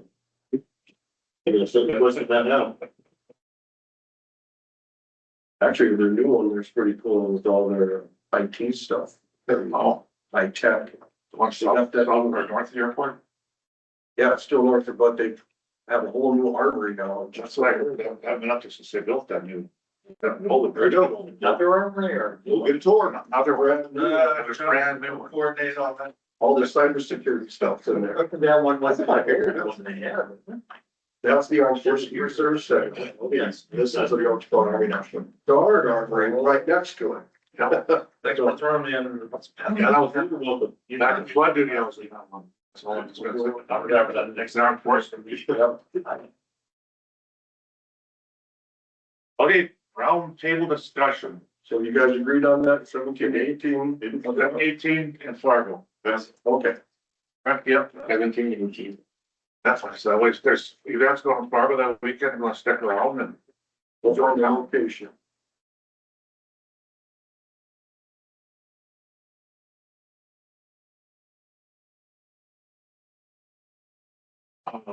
Good, bad. This time of year, I talked about that with, when I was talking with you, Nate. May right now is gonna be, is getting a lot of top heavy for us. Graduations, grandkids, everything going on, so we gotta watch out. We might have to push back just a little bit to April, just to get this meeting in before all this stuff starts. See that, there's just, like there's, I know there's 3 graduations that people are going to right now, because they can't make it this weekend, so. Push back in the last week of April for this spring meeting, we should give the whole month of May wide open that way. I was affected too by that, but I could make it tomorrow, so I'm not worried. Okay, Dave? We're gonna have fun doing? Yes. Well, I'm looking forward, towards the end of the summer of, joining you all in September if I get renominated. I'm pretty sure you will. But, I've got a few things going on here. You know, in, Mayville, there's July 18th is the Vietnam Veterans Convention picnic state. And it's just gonna be a 1 day. If anybody wants to go up there, Hometown Inn is got rooms available as of, I don't know, within the last week or so anyhow. And for me, in end of May, I'm flying out going to Charles de Gaulle again in Normandy, 4 days in Normandy and a couple of days around Paris. You can have Paris, but Normandy's great. And we're taking in the 82nd anniversary of D-Day.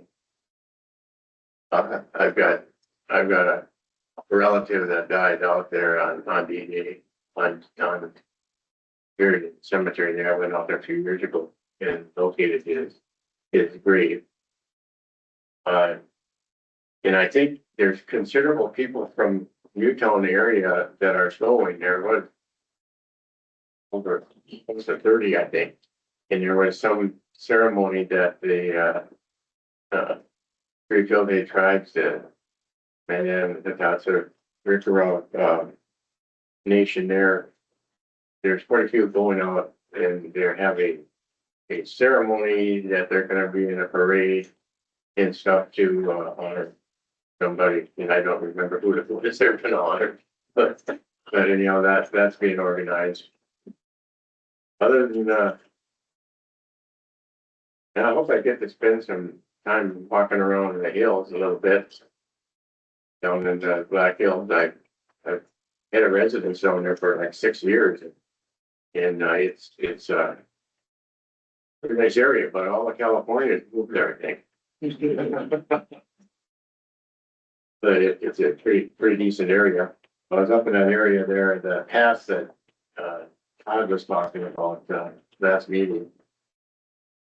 You know, getting a group of people that are gonna be two families are gonna be up there sometime this summer, later on in the summer, after the valley. So other than that, I guess I'm gonna just enjoy driving back and forth between South Dakota and North Dakota.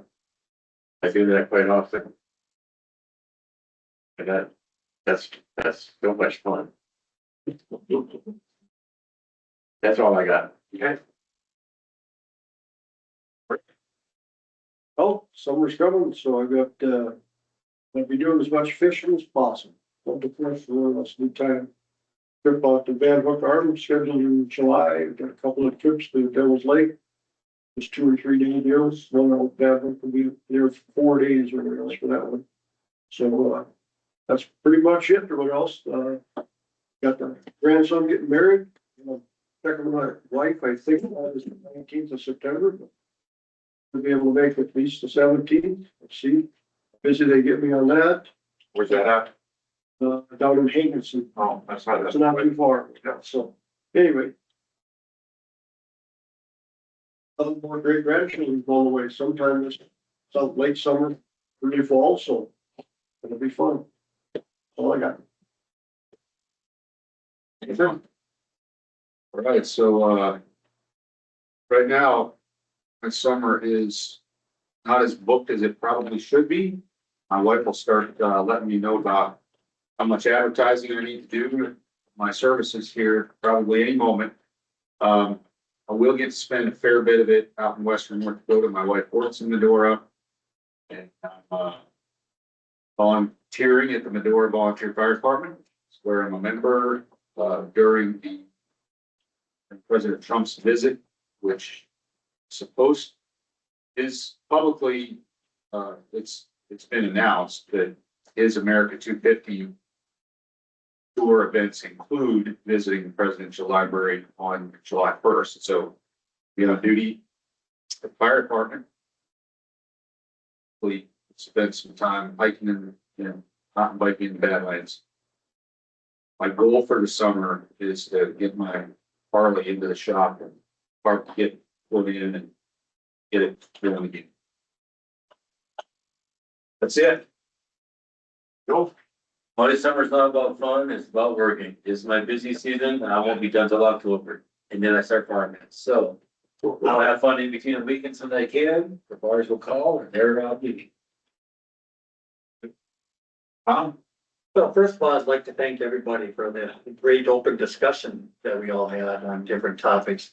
And then also getting to work with Dave Hillerin and Todd Roth, other ACOVA members.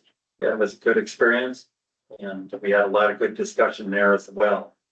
For this summer, what I plan on doing, we plan on getting out on the water as much as possible. We're not fishermen, but we do like water activities, whether it be out in the lake or out in the river, enjoying family and friend time. We plan on going to Yellowstone this year and the Black Hills as well. We also plan on going to Canada. I've got 2 older kids and one lives in Calgary, one lives in British Columbia. And they plan on making a road trip up there to see them this year. And that's all I have. Which lake? Garrison, Here's, Big Lake? Governor's Bay. You know, water in it. No, it's no water in the river. Yeah, they're both That's down what we're there. worried about that. this year. Catfish are getting snagged pretty fast up Are they? this area. I've usually go up to paddlefish snagging too, and I've been up this year. Yeah. Cal, Well, it's, nice to see you in person. it's nice to be back. My wife, actually, my wife and myself, I had my second stroke, will be a year in December. And my wife had hers in February. And so I became the caregiver. So that includes, bathroom, showering, cooking, laundry, house cleaning. I'm a good vacuumer, by the way, don't tell everybody. Anyhow, so that was my year, and I at a loss, I guess you could say, for having to attend meetings on my computer screen. And it was informative though. I'd say it's really nice to meet everybody face to face. And speaking of wives, this group of men passed away and they went up to see St. Peter. And St. Peter said, I'm gonna have two lines here. He said, this line is for the guys who wife wear the pants of the family, and this line over here is for the guys who wear the pants in the family. So St. Peter went about his work, come back and looked, this line with the wife and the, where the pants in the family was a mile long. There was one guy standing in the line for his own pants. So St. Peter let those guys go, and he said, I'm so proud of you. He said, you're the only one in the whole realm of deceased guys here who stood up for his rights. It says the man should take care of the family. He said, how did you get in this line? And the guy said, I don't know. My wife told me to stand here. So anyhow, I planned on being on the lake this summer, and my pontoon got invaded by rodents while I was stuck in Arizona. So it's in the hospital at Valley Lake right now. And it's either time to trade or buy. I want to buy it. I guess I'm gonna have to do that. Anyhow, I can't get on water without it. And wife is doing well. She's in a walker. I'm in the process of taking carpet out of the farmhouse and putting waterproof wooden flooring in there so she can get around the walker without tripping. And she had a little different attitude than I do, though. I keep telling you those words you gotta wanna let them work. Anyhow, that's it. I just want to say one other thing. Congratulations, Nathan. I think you did a good job in chairing our committee. Thank you. Oh, thank you, sir. You're welcome. Yep, I love that committee. That's doing my secret love. Okay, I'm done.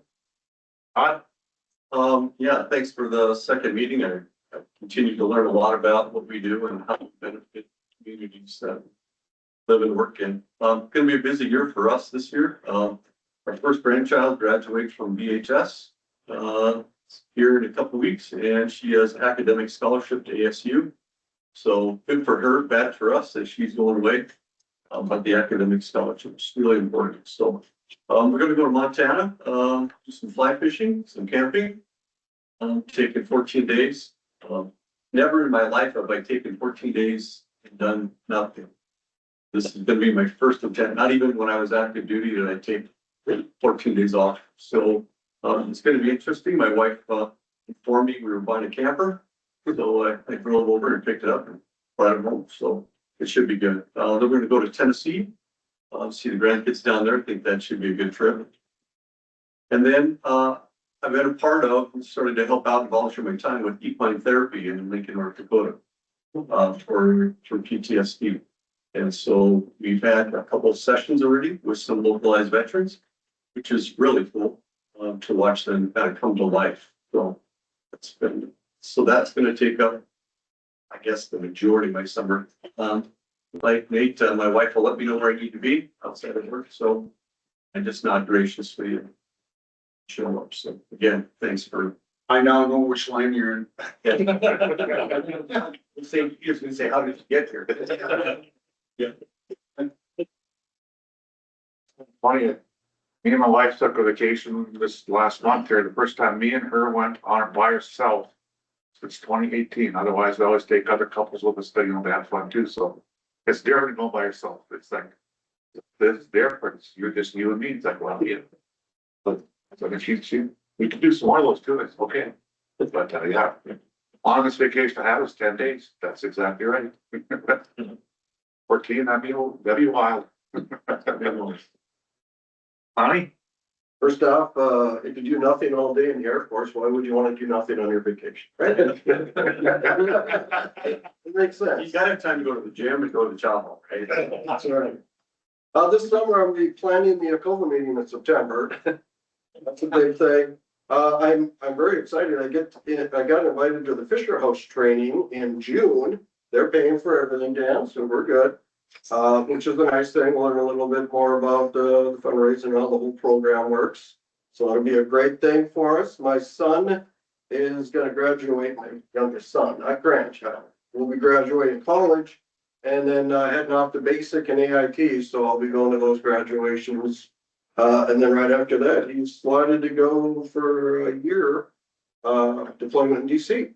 So I'm pretty excited about that.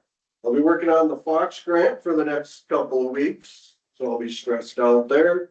Hopefully we'll get it this time. And the 250th, I'm on the North Dakota committee. And I'm supposed to be down in for the library. But now that the big dogs are there, I'm pretty sure my name's getting pushed off. So, but the Chamber of Commerce, every state's gonna have a pavilion for the All States Fair in DC. So North Dakota's gonna have a pavilion there, and one of our staff employees, Tom Webb, signed up for that. So they pay his trip, and he mans the pavilion and visits and talks about North Dakota for a week right at the mall. So it's a great thing for him, and he's gonna represent North Dakota. I sent an invitation to all the other state directors to stop by and see him. He can fix their VA claims. They haven't responded to that email. When is that to run, July 4th then? That's right at the end of June and then through July 4th. I think comes back, so It's busy then. yeah, it'll be a good time there. And other than that, storing my kid's stuff while he's gone. Fun things for the summer, I'm not too sure. I have work. Yeah, I have work. I have some site visits to do for HRTG grants. I'll be hitting some places in North Dakota that I've never been to, but go to Botno, get some ice cream. It's the best ice cream in the world, so I'll check that out. We have a wedding to go to. My wife's cousin's getting married. She has like 52 cousins, and they all live they all live in Winnipeg, so we're gonna go up there. One of her cousins to get married. She married some guy, I think he's a loser, but can I say? He's young, so they're both young. My wife has a biking race in Grand Rapids, Minnesota, so her and I are gonna go up there without the kids. A couple breweries out there I want to check out, so it's well, my whole summer. I gotta figure out this whole loan thing. We keep getting. That's pretty nifty. Yeah, Well. Going to Greece next weekend for about 10 days, so me and the wife should be a good time. Hopefully it's a better experience than my first time in Greece when I deployed to Kosovo. I had to live in some squandering, but we're doing that. We have a camper at a seasonal site. We didn't get to go up there much last summer, so I'm hoping this summer we get more time up there and, get to enjoy my investment camper. That's $80,000. Thanks. What else? Budget's due and initial budget's due in July, so I'll be working on that through June. Which is why I need the vacation in Greece. And then other than that, my nephew's getting married in June. And then the rest of the time should just be downtime, I hope, so. I'll take fine. Like me, I'm going camping. I got not quite, well, 40,000 on camper, it's like 40 feet long too, so. What campsite you hang out at?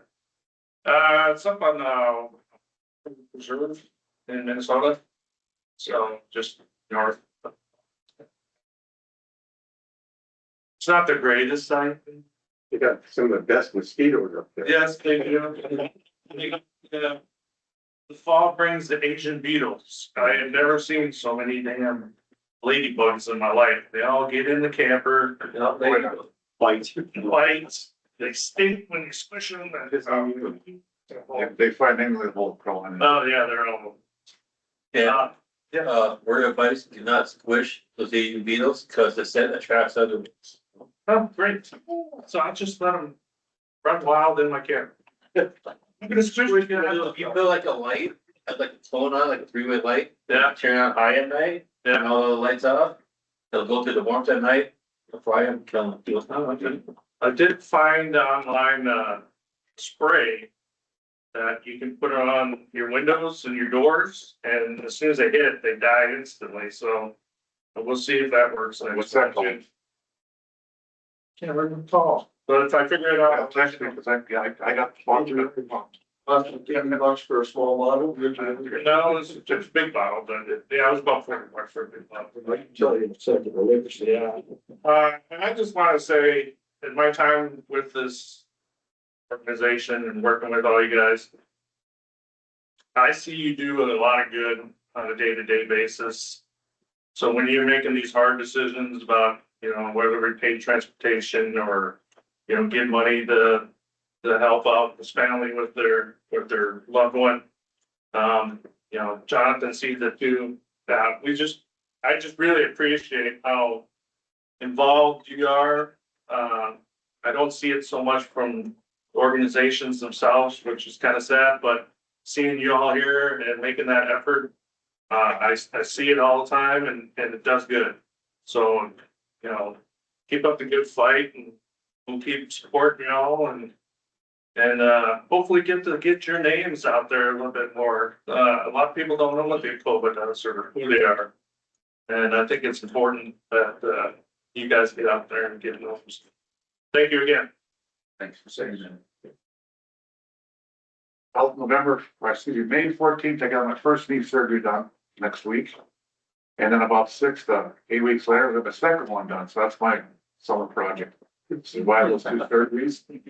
Learn how to walk again, have fun. So you walk more than a mile or half mile. I went to West Fargo last year and went to the combine race and I had to walk all the way back out. That's close to a mile and that killed me. Oh, boy. And then I got about 50 feet from home. Oh, there you are. I'll give you a ride. I was a ride guy, but that's okay. I just had to take a few stops. Camping. I take in a national ambulance convention normally every year. That's what it says coming up in August.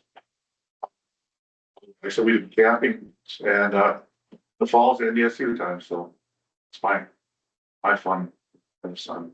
First games in Honolulu, isn't it? August. Oh, yeah, that was a conference. See, where they at? No, they're playing Honolulu at Las Vegas. Oh, in Las Vegas. I think that's the first game. Is that next year? Maybe that's next year. They're gonna be in Las Vegas in Big Dome. That's next year. This year, they might be in Honolulu. Trying to think and got two schedule things up. In October, they're supposed to be playing Yes, North Las Vegas and Las Vegas. November 14th, they're gonna be in Hawaii. Okay. Maybe. November 14th. Oh, that's for the end of the year. Yeah. But the first game, Labor Day weekend or something like that. I'm not sure where they're playing that one. Well, they're at Jacksonville State at home, and then the 5th, they're playing home again, Fordham. So they're 2 homes, then they play Sacramento State away on the 19th September. Okay, so that's, there are 2 home games. Okay, this. Yeah, 2 home and then Anybody know that NDSU went to Division One? FVS now, so we're up with the big boys, so. And they got the idea now that they're going through a playoff for the championship. They're not just these bowl games and you're a champion anymore, so they took that from the FCS, because a couple, 3 years ago, they were just playing bowl games. They said, "Hey, you guys aren't true champions." "Oh, yes, we are." "No, you're not. You didn't go through a bunch of series of games to get there. Because you're just playing one game, you're done." No, that's not the way that it works. Last year, 2 years ago, they started, and the last year they went more teams for the final championship, and then, so they're getting up there with the big boys at the FCS, so. They're not like how to go to the championship their first year, are I don't know if they're put longest or not on that one. Usually they don't do that, but Crazy. yeah. James Madison moved up a couple of years ago and they should have been one of the high championship games too. And matter of fact, James Madison coach won the FBS championship this year. He was used for Ohio State, right? I think that's the guy. He was from our deal. We beat him down in Fresno that 1 year. So, all right, is there a motion to adjourn? And piggyback on real quick. Sure. And hopefully for the Vietnam vet guys. You guys lost one here Wednesday, Charlie Weibel. Yeah, I seen that. When, funerals this week, upcoming Wednesday, Where's he from? West Fargo. West Fargo, okay. So Charlie, he did all of our, he was our volunteer chairman. He raised so much money for us, done raffles, everything. He was our go-to guy for fundraiser. He's been fighting cancer for the last, 3 years easily. Yeah, AJ Orange got the best of him. That's what Mr. Volk is fighting too right now, is cancer too, so. No? I got, I neglected this, I laid them on, I forgot it, I got tickets for, the, Vietnam veteran, state council meeting at the one-day event in Mayville, July 18th, right? Yep. Anyhow, they're, instead of doing a gun raffle, they're doing, there'll be 7 winners, 5 100, 1 500, and 1 $1,000 one. It's just gonna be a one-day event, so. Anyhow, I got some tickets, they're $20 a piece. If anybody's interested, You don't have to pay me to take a ticket. No.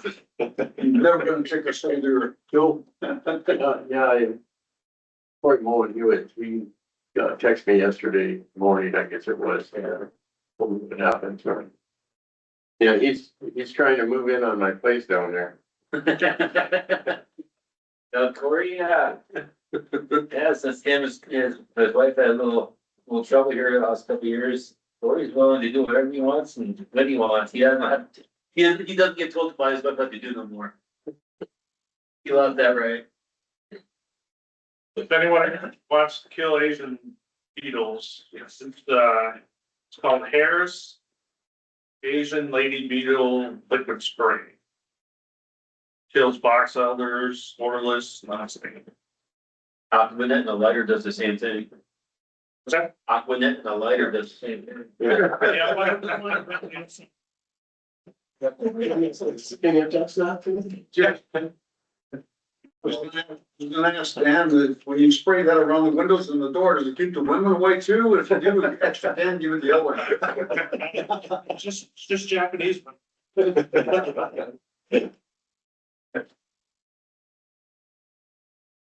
Already, is there a motion to adjourn? So moved. Second.